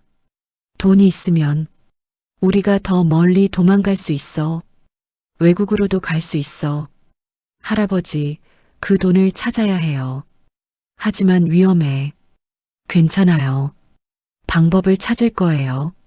그날 밤 소율이는 계획을 세웠습니다. 일단 살아남자. 그리고 기회를 노리자. 창밖으로 눈이 내렸습니다. 동굴은 추웠지만 세 사람의 마음은 따뜻했어요. 함께 있으니까요. 같은 시각 서울. 박준서는 전화를 받고 있었습니다. 뭐? 소녀를 놓쳤다고? 죄송합니다. 산속에서 따돌렸습니다. 쓸모없는 놈. 발자국이라도 따라가. 눈이 계속 와서 발자국이 지워졌습니다. 박준서가 전화를 던졌습니다. 화가 머리끝까지 났어요. 비서. 네, 부회장님. 사람을 더 보내. 아니, 내가 직접 간다. 네, 내가 직접 가서 아버지를 찾겠어. 비서가 당황했습니다. 부회장님, 위험합니다. 상관없어. 이번에는 확실히 끝낸다. 박준서의 눈이 차갑게 빛났습니다. 설악산 동굴. 소율이는 할머니와 할아버지를 보며 다짐했습니다. 우리는 살아남을 거야. 그리고 언젠가는 반드시 복수할 거야. 손에 옥팔찌를 쥐었습니다. 엄마가 남긴 것, 할아버지와 이어진 증표. 엄마, 아빠, 조금만 기다려요. 제가 꼭 복수할게요. 눈보라가 거세게 몰아쳤습니다. 하지만 동굴 안은 따뜻했어요. 세 사람이 함께 있었으니까요. 겨울이 깊어졌습니다. 눈은 계속 내렸어요. 동굴 생활이 한 달째 접어들었습니다. 어느 날 아침 삼복이가 눈을 떴어요. 뭔가 달랐습니다. 소율아. 네, 할아버지. 기억이 많이 돌아왔어. 소율이가 깜짝 놀라 일어났습니다. 정말요? 응. 회사 일, 사업, 사람들 다 떠올라. 삼복이의 눈빛이 달라져 있었습니다. 멍한 눈이 아니었어요. 예리하고 날카로운 눈빛이었습니다. 준서가 날 산에 버린 것도 기억해. 그 전에 지훈이와 지은이를 죽인 것도. 삼복이의 목소리가 떨렸습니다. 지은이, 네 엄마, 내 며느리, 착한 사람이었어. 지훈이를 정말 사랑했지. 할아버지, 미안해, 소율아. 내가 네 아빠를 지키지 못했어. 내가 준서를 제대로 못 봤어. 삼복이가 눈물을 흘렸습니다. 소율이가 삼복이를 안았습니다. 할아버지 잘못 아니에요. 아니야. 내 잘못이야. 아버지로서, 회장으로서 내가 막았어야 했어. 삼복이가 주먹을 꽉 쥐었습니다. 이제는 끝내야 해. 소율이는 할아버지의 눈빛을 봤습니다. 결연했어요. 할아버지, 어떻게 할 거예요? 준서를 멈춰야 해. 회사를 되찾아야 해. 하지만 우리는 산속에 숨어 있잖아요. 그래서 계획이 필요해. 삼복이가 말했습니다. 첫 번째, 비상계좌에서 돈을 찾아야 해. 두 번째, 내 신분을 증명할 증거를 확보해야 해. 세 번째, 나를 도와줄 사람들을 찾아야 해. 할아버지, 그런데 어떻게? 네가 도와줘야 해. 소율이가 놀랐습니다. 제가요? 응. 내가 나가면 바로 잡혀. 하지만 넌 어려서 눈에 안 띄어. 하지만 저도 위험해요. 알아. 하지만 다른 방법이 없어. 삼복이가 소율이의 손을 잡았습니다. 니는 내 손녀야. 지훈이의 딸이고 강한 아이야. 소율이는 고민했습니다. 무서웠어요. 하지만 해야 했습니다. 알았어요. 할게요. 고마워. 다음 날 삼복이가 종이에 뭔가를 적었습니다. 이게 비상계좌 번호야. 그리고 이건 비밀번호. 소율이가 종이를 받았습니다. 은행 지점은 서울 강남구 논현동. 우리은행. 멀어요. 응. 하지만 가야 해. 신분증은요? 내 집에 있어. 서울 성북동. 소율이는 머릿속으로 계획을 세웠습니다. 할아버지, 도움이 필요해요. 누구? 마을 이장님이요. 차가 있잖아요. 삼복이가 고개를 끄덕였습니다. 좋은 생각이야. 이장님은 믿을 수 있어. 그날 밤 소율이는 마을로 내려갔습니다. 눈을 피해 조심스럽게 움직였어요. 이장님 집에 도착했습니다. 뒷문을 두드렸어요. 이장님이 문을 열었습니다. 소율아, 이장님 도와주세요. 소율이를 안으로 들어오게 했습니다. 무슨 일이야? 소율이가 사정을 설명했습니다. 모든 걸 말했어요. 삼복이가 박인호 회장이라는 것, 박준서가 죽이려 한다는 것, 비상계좌를 찾아야 한다는 것. 이장님은 놀랐습니다. 그래서 삼복이 할아버지가 진짜 재벌 회장이었어? 네. 그럼 내가 땅 산 것도 할아버지가 도와주신 거예요. 이장님은 한참을 생각했습니다. 알았어. 도와줄게. 정말요? 할아버지가 날 부자로 만들어줬잖아. 은혜를 갚아야지. 소율이는 안도했습니다. 고마워요, 이장님. 언제 갈 거야? 내일 새벽에요. 알았어. 준비할게. 다음 날 새벽 이장님의 차가 동굴 근처에 왔습니다. 소율이가 탔어요. 준비됐니? 네. 차가 출발했습니다. 서울까지 3시간이었어요. 서울에 도착했습니다. 큰 도시였어요. 소율이는 처음 보는 풍경에 놀랐습니다. 여기가 서울이에요? 응. 무섭지? 네. 사람이 너무 많아요. 조심해. 너 얼굴 모르는 사람 많으니까 괜찮을 거야. 첫 번째 목적지는 성북동이었습니다. 박인호의 집이었어요. 큰 저택이었습니다. 담이 높았어요. 경비가 서 있었습니다. 어떻게 들어가요? 뒷문으로 가자. 이장님이 차를 뒷골목에 댔습니다. 소율이가 내렸어요. 내가 경비주의를 끌게. 니는 그 사이에 담을 넘어. 네. 이장님이 앞문으로 갔습니다. 경비에게 말을 걸었어요. 소율이는 뒷담을 올랐습니다. 나무를 타고 넘었어요. 마당에 떨어졌습니다. 조용했어요. 아무도 없었습니다. 집으로 들어갔습니다. 문이 잠겨 있지 않았어요. 이상했습니다. 아무도 안 살고 있나? 안으로 들어갔습니다. 어두웠어요. 먼지가 쌓여 있었습니다. 할아버지 방을 찾았습니다. 2층 안방이었어요. 서랍을 열었습니다. 옷, 시계, 사진들이 있었어요. 사진을 봤습니다. 젊은 삼복이가 있었어요. 아니, 박인호가 있었습니다. 옆에 젊은 남자가 있었어요. 아빠였습니다. 아빠. 소율이의 눈에 눈물이 고였습니다. 더 찾았습니다. 서랍 깊숙이 작은 상자가 있었어요. 열었습니다. 신분증이 있었습니다. 박인호의 신분증이었어요. 찾았다. 소율이가 신분증을 챙겼습니다. 그리고 사진도 몇 장 가져왔어요. 밖으로 나가려는데 소리가 들렸습니다. 누구야? 남자의 목소리였어요. 소율이는 재빨리 숨었습니다. 문이 열렸습니다.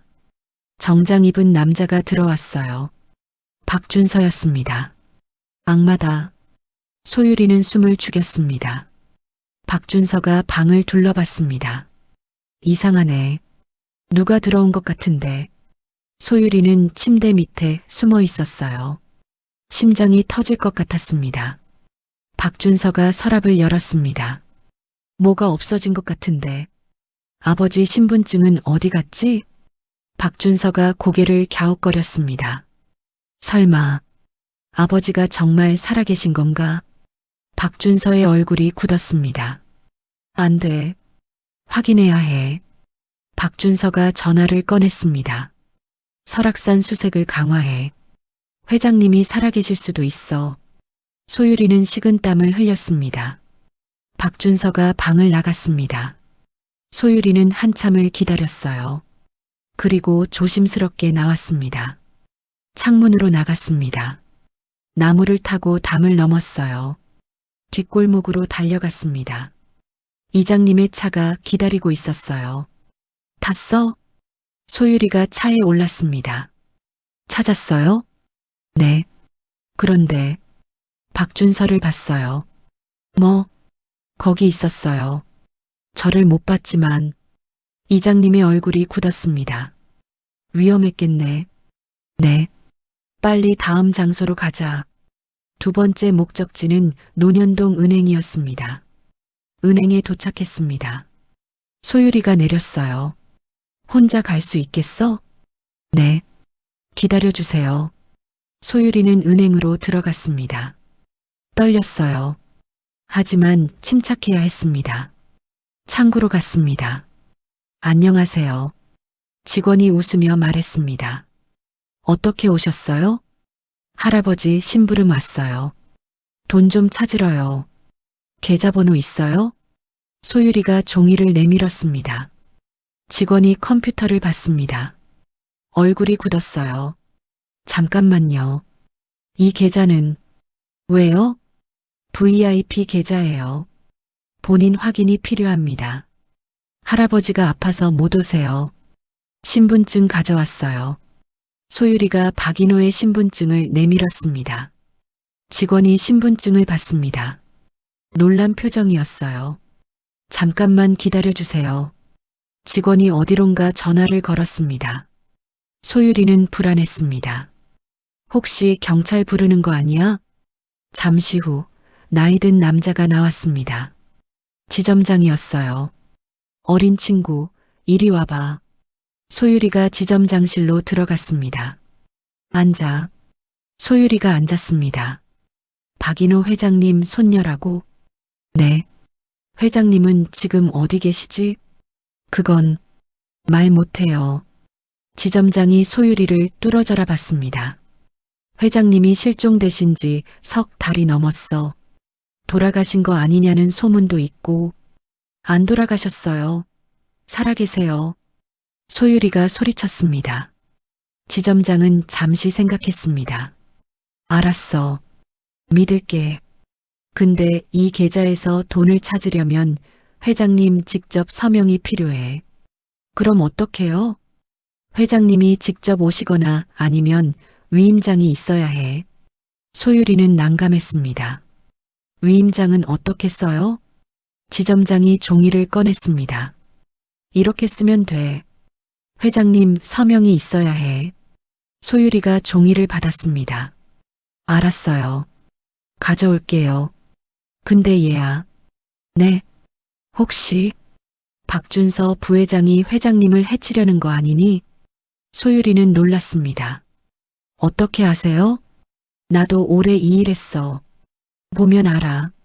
부회장이 이 계좌를 찾고 있더라고. 정말요? 응. 조심해. 부회장은 위험한 사람이야. 알았어요. 고마워요. 소율이가 은행을 나왔습니다. 차에 올랐어요. 어떻게 됐어? 위임장이 필요돼요. 할아버지 서명이요. 그럼 다시 가야겠네. 네. 차가 출발했습니다. 설악산으로 돌아가는 길이었어요. 해가 질 무렵 동굴에 도착했습니다. 할아버지, 소율아, 어떻게 됐어? 소율이가 신분증과 위임장 용지를 내밀었습니다. 신분증은 찾았어요. 하지만 위임장에 서명이 필요해요. 알았어. 삼복이가 위임장을 썼습니다. 서명을 했어요. 이제 이걸 가져가면 되는 거지? 네. 잘했어, 소율아. 삼복이가 소율이를 안았습니다. 그날 밤 세 사람은 작은 희망을 느꼈습니다. 이제 돈을 찾을 수 있어. 그럼 더 멀리 도망갈 수 있어. 아니, 반격할 수 있어. 다음 날 소율이와 이장님은 다시 서울로 갔습니다. 은행에 갔어요. 위임장을 제출했습니다. 지점장이 확인했어요. 좋아. 이제 됐어. 얼마 찾을 거야? 5천만 원이요. 알았어. 잠시 후 돈이 나왔습니다. 큰 가방에 담겼어요. 조심해서 가. 감사합니다. 소율이는 가방을 들고 나왔습니다. 무거웠어요. 하지만 희망이었습니다. 차에 올랐습니다. 됐어? 네. 잘했어. 차가 출발하려는 순간이었습니다. 검은 차 2대가 앞을 막았어요. 남자들이 내렸습니다. 정장 입은 남자들이었어요. 저기 차 세워. 소율이의 얼굴이 창백해졌습니다. 이장님 빨리. 이장님이 후진했습니다. 다른 길로 빠져나가려고 했어요. 하지만 뒤에도 차가 있었습니다. 포위됐어요. 끝났어. 이장님이 중얼거렸습니다. 남자들이 차로 다가왔습니다. 창문을 두드렸어요. 문 열어. 소율이는 가방을 꽉 안았습니다. 안 돼. 이걸 빼앗기면. 바로 그때였습니다. 경찰 사이렌 소리가 들렸어요. 경찰차 2대가 나타났습니다. 남자들이 당황했습니다. 경찰이다. 일단 물러서. 남자들이 차에 올랐습니다. 빠르게 도망갔어요. 경찰이 다가왔습니다. 괜찮으세요? 네, 감사합니다. 무슨 일이었죠? 모르겠어요. 갑자기 차들이. 조심하세요. 요즘 강도들이 많아요. 경찰이 떠났습니다. 소율이와 이장님은 한숨을 쉬었어요. 살았다. 누가 경찰을 불렀을까요? 모르겠어. 하지만 다행이야. 차가 다시 출발했습니다. 이번엔 다른 길로 갔어요. 저녁 무렵 동굴에 도착했습니다. 할아버지, 소율이가 가방을 내밀었습니다. 찾았어요. 삼복이가 가방을 열었습니다. 돈이 가득했어요. 잘했어, 소율아. 할머니도 웃었습니다. 이제 희망이 생겼어. 삼복이가 말했습니다. 이제 반격할 차례야. 준서, 기다려라. 삼복이의 눈빛이 날카로웠습니다. 사자가 깨어나고 있었어요. 소율이도 다짐했습니다. 이제 시작이야. 우리의 복수가. 창밖으로 눈이 그쳤습니다. 봄이 다가오고 있었어요. 봄이 왔습니다. 눈이 녹기 시작했어요. 산에 초록빛이 돌았습니다. 동굴에서 나왔습니다. 더 이상 숨어 있을 수 없었어요. 반격할 때가 됐습니다. 돈으로 작은 여관을 빌렸습니다. 서울 외곽 조용한 곳이었어요.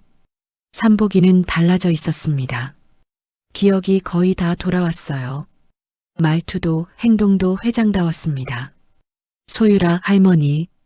네, 할아버지. 이제부터 계획을 실행한다. 준비됐지? 네. 삼복이가 종이에 뭔가를 적었습니다. 첫 번째, 내 편이었던 사람들을 찾아야 해. 두 번째, 준서의 범죄 증거를 확보해야 해. 세 번째, 언론에 공개한다. 누구를 먼저 찾을 거예요? 강민석 전무. 내가 가장 믿었던 사람이야. 어디 있어요? 태상그룹 본사. 하지만 만나기 어려울 거야.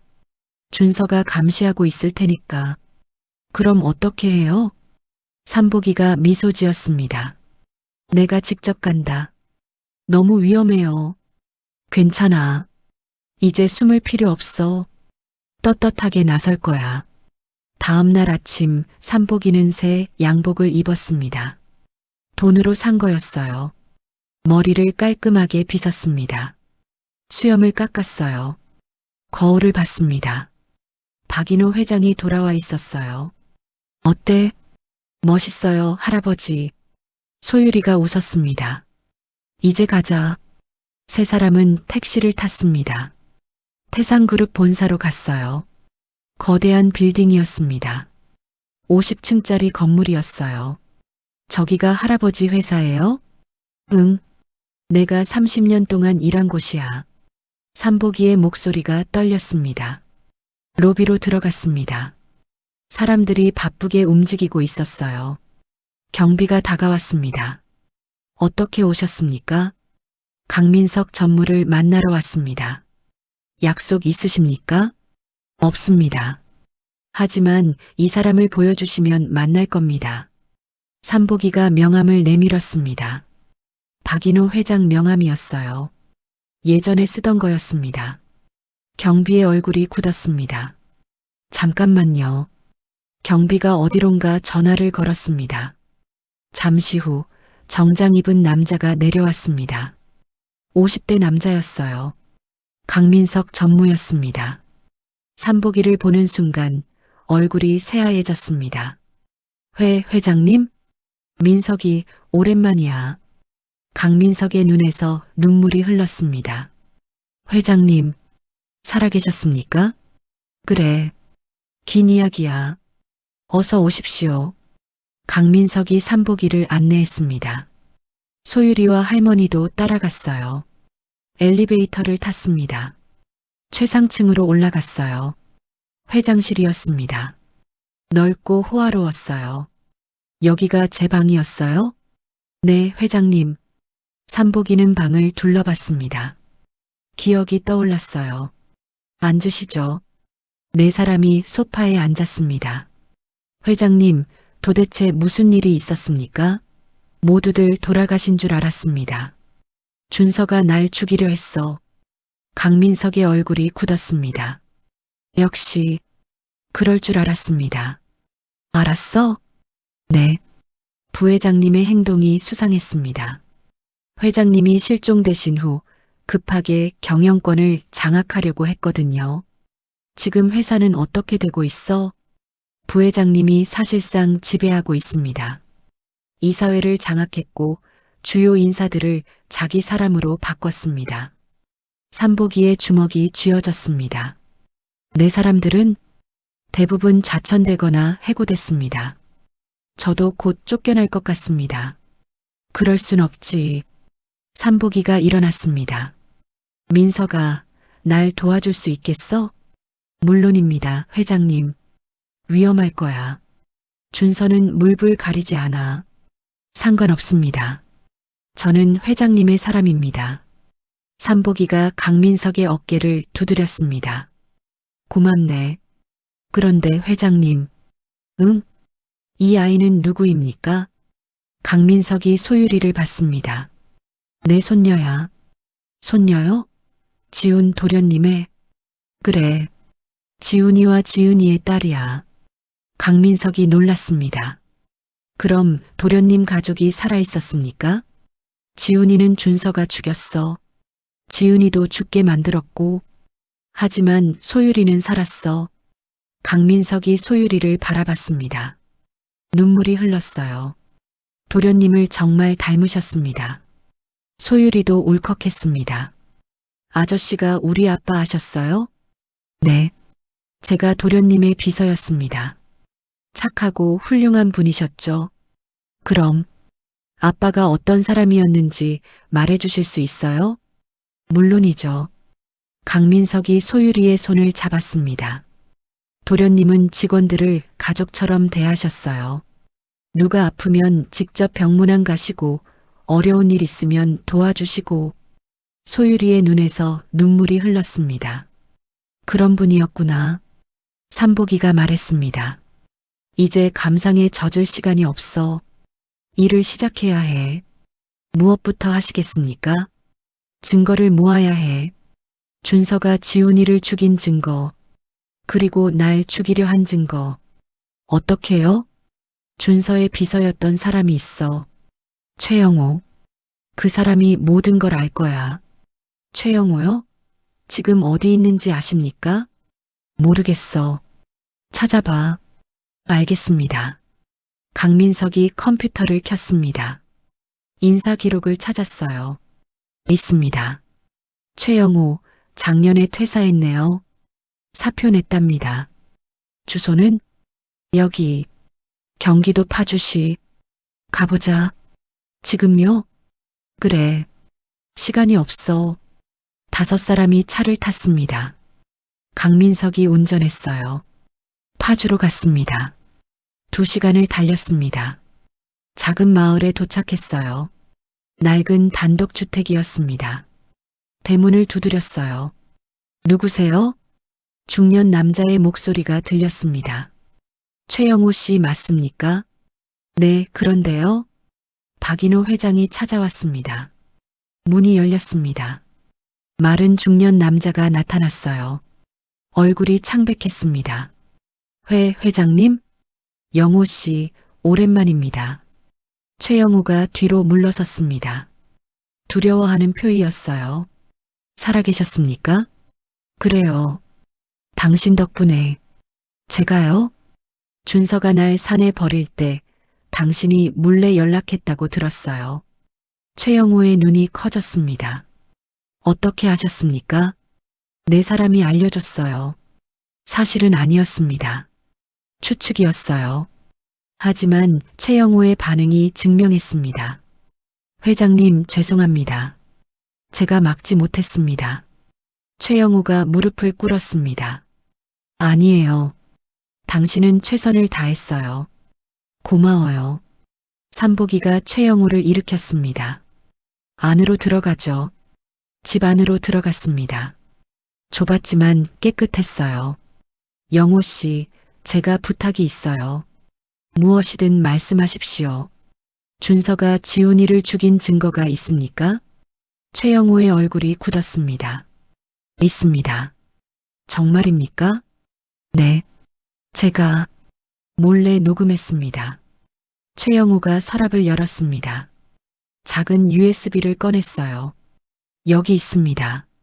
부회장님이 도련님 사고를 계획하는 대화가 담겨 있습니다. 삼복이가 USB를 받았습니다. 손이 떨렸어요. 왜 진작 공개하지 않았어요? 두려웠습니다. 부회장님이 저도 죽일까 봐요. 이해합니다. 삼복이가 USB를 쥐었습니다. 이제 이걸 세상에 공개할 겁니다. 회장님, 조심하십시오.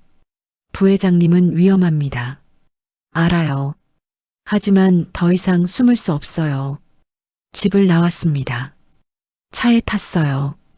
회장님, 이제 어떻게 하시겠습니까? 강민석이 물었습니다. 언론에 공개한다. 기자회견을 열겠어. 언제요? 내일. 빠를수록 좋아. 알겠습니다. 준비하겠습니다. 그날 밤 여관으로 돌아왔습니다. 삼복이는 USB를 컴퓨터에 꽂았습니다. 파일을 열었어요. 녹음 파일이었습니다. 재생했습니다. 형님, 교통사고는 어떻게 되고 있나? 박준서의 목소리였습니다. 계획대로입니다. 내일 새벽에 실행하겠습니다. 다른 남자의 목소리였어요. 확실하게 해. 실수하면 안 돼. 걱정 마십시오. 브레이크를 망가뜨릴 겁니다. 사고로 보일 겁니다. 형수와 조카는 같이 타고 있을 겁니다. 좋아. 한 번에 다 처리하는 거야. 녹음이 끝났습니다. 방안이 조용했어요. 소유리는 울고 있었습니다. 할머니도 눈물을 흘렸어요. 삼복이는 주먹을 꽉 쥐었습니다. 준서, 이제 끝이야. 다음 날 아침 대형 호텔에서 기자회견이 열렸습니다. 강민석이 준비했어요. 주요 언론사를 다 불렀습니다. 기자들이 모였습니다. 카메라가 설치됐어요. 누가 기자회견을 연다는 거야? 태상그룹 관련이라던데. 혹시 부회장 관련? 웅성거렸습니다. 문이 열렸습니다. 삼복이가 들어왔어요. 기자들이 술렁였습니다. 저 사람이 누구야? 모르겠는데. 삼복이가 단상에 섰습니다. 마이크 앞에 섰어요. 안녕하십니까? 저는 태상그룹 회장 박인호입니다. 기자들이 깜짝 놀랐습니다. 뭐, 박인호 회장? 돌아가신 거 아니었어? 실종됐다던데. 카메라 플래시가 터졌습니다. 삼복이가 계속 말했습니다. 저는 석 달 전 제 아들 박준서에 의해 살해당할 뻔했습니다. 기자들이 숨을 죽였습니다. 준서는 저를 산에 버리고 죽게 만들었습니다. 하지만 저는 살아남았습니다. 삼복이가 USB를 들었습니다. 그리고 증거를 확보했습니다. 준서가 제 장남 박지훈을 살해한 증거입니다. 기자들이 웅성거렸습니다. 지금부터 공개하겠습니다. 녹음이 재생됐습니다. 준서의 목소리가 울려 퍼졌어요. 기자들이 놀랐습니다. 카메라가 계속 돌아갔어요. 녹음이 끝났습니다. 저는 오늘부터 태상그룹 회장으로 복귀합니다. 그리고 박준서를 고발합니다. 살인 교사, 살인 미수 혐의로. 기자들이 질문을 쏟아냈습니다. 회장님, 그동안 어디 계셨습니까? 박준서 부회장은 알고 계십니까? 회사 경영은 어떻게 하실 겁니까? 삼복이가 답했습니다. 침착하고 당당했어요. 1시간 동안 기자회견이 계속됐습니다. 같은 시각 태상그룹 본사. 박준서는 TV를 보고 있었습니다. 삼복이가 화면에 나왔어요. 이럴 수가. 박준서의 얼굴이 창백해졌습니다. 아버지가 살아계셨어? 비서가 달려왔습니다. 부회장님, 큰일입니다. 경찰이 오고 있습니다. 뭐? 체포영장이 발부됐답니다. 박준서는 당황했습니다. 안 돼. 이럴 순 없어. 밖에서 사이렌 소리가 들렸습니다. 박준서는 도망치려 했습니다. 하지만 경찰이 문을 열었어요.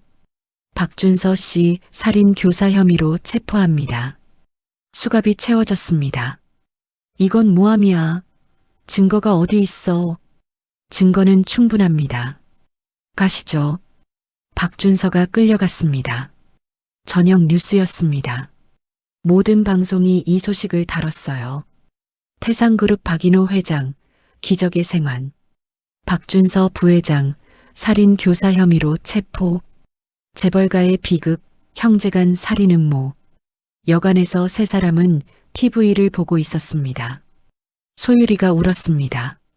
기쁨의 눈물이었어요. 할아버지, 해냈어요. 응, 우리가 해냈어. 삼복이가 소율이를 안았습니다. 할머니도 함께 안았어요. 이제 끝난 거야? 소율이가 물었습니다. 아니, 이제 시작이야. 삼복이가 말했습니다. 회사를 되찾아야 해. 그리고 니를 정식으로 소개해야 해. 저요? 그래. 넌 박지훈의 딸이야. 태상그룹의 상속자야. 소율이는 놀랐습니다. 저는 그냥 소율이에요. 아니야. 넌 박소율이야. 그리고 이제 당당하게 살 거야. 소율이는 옷 팔찌를 만졌습니다. 완성된 팔찌였어요. 엄마, 아빠. 맞죠? 우리가 이겼어요. 창밖으로 봄꽃이 피고 있었습니다. 긴 겨울이 끝났어요. 새로운 시작이었습니다.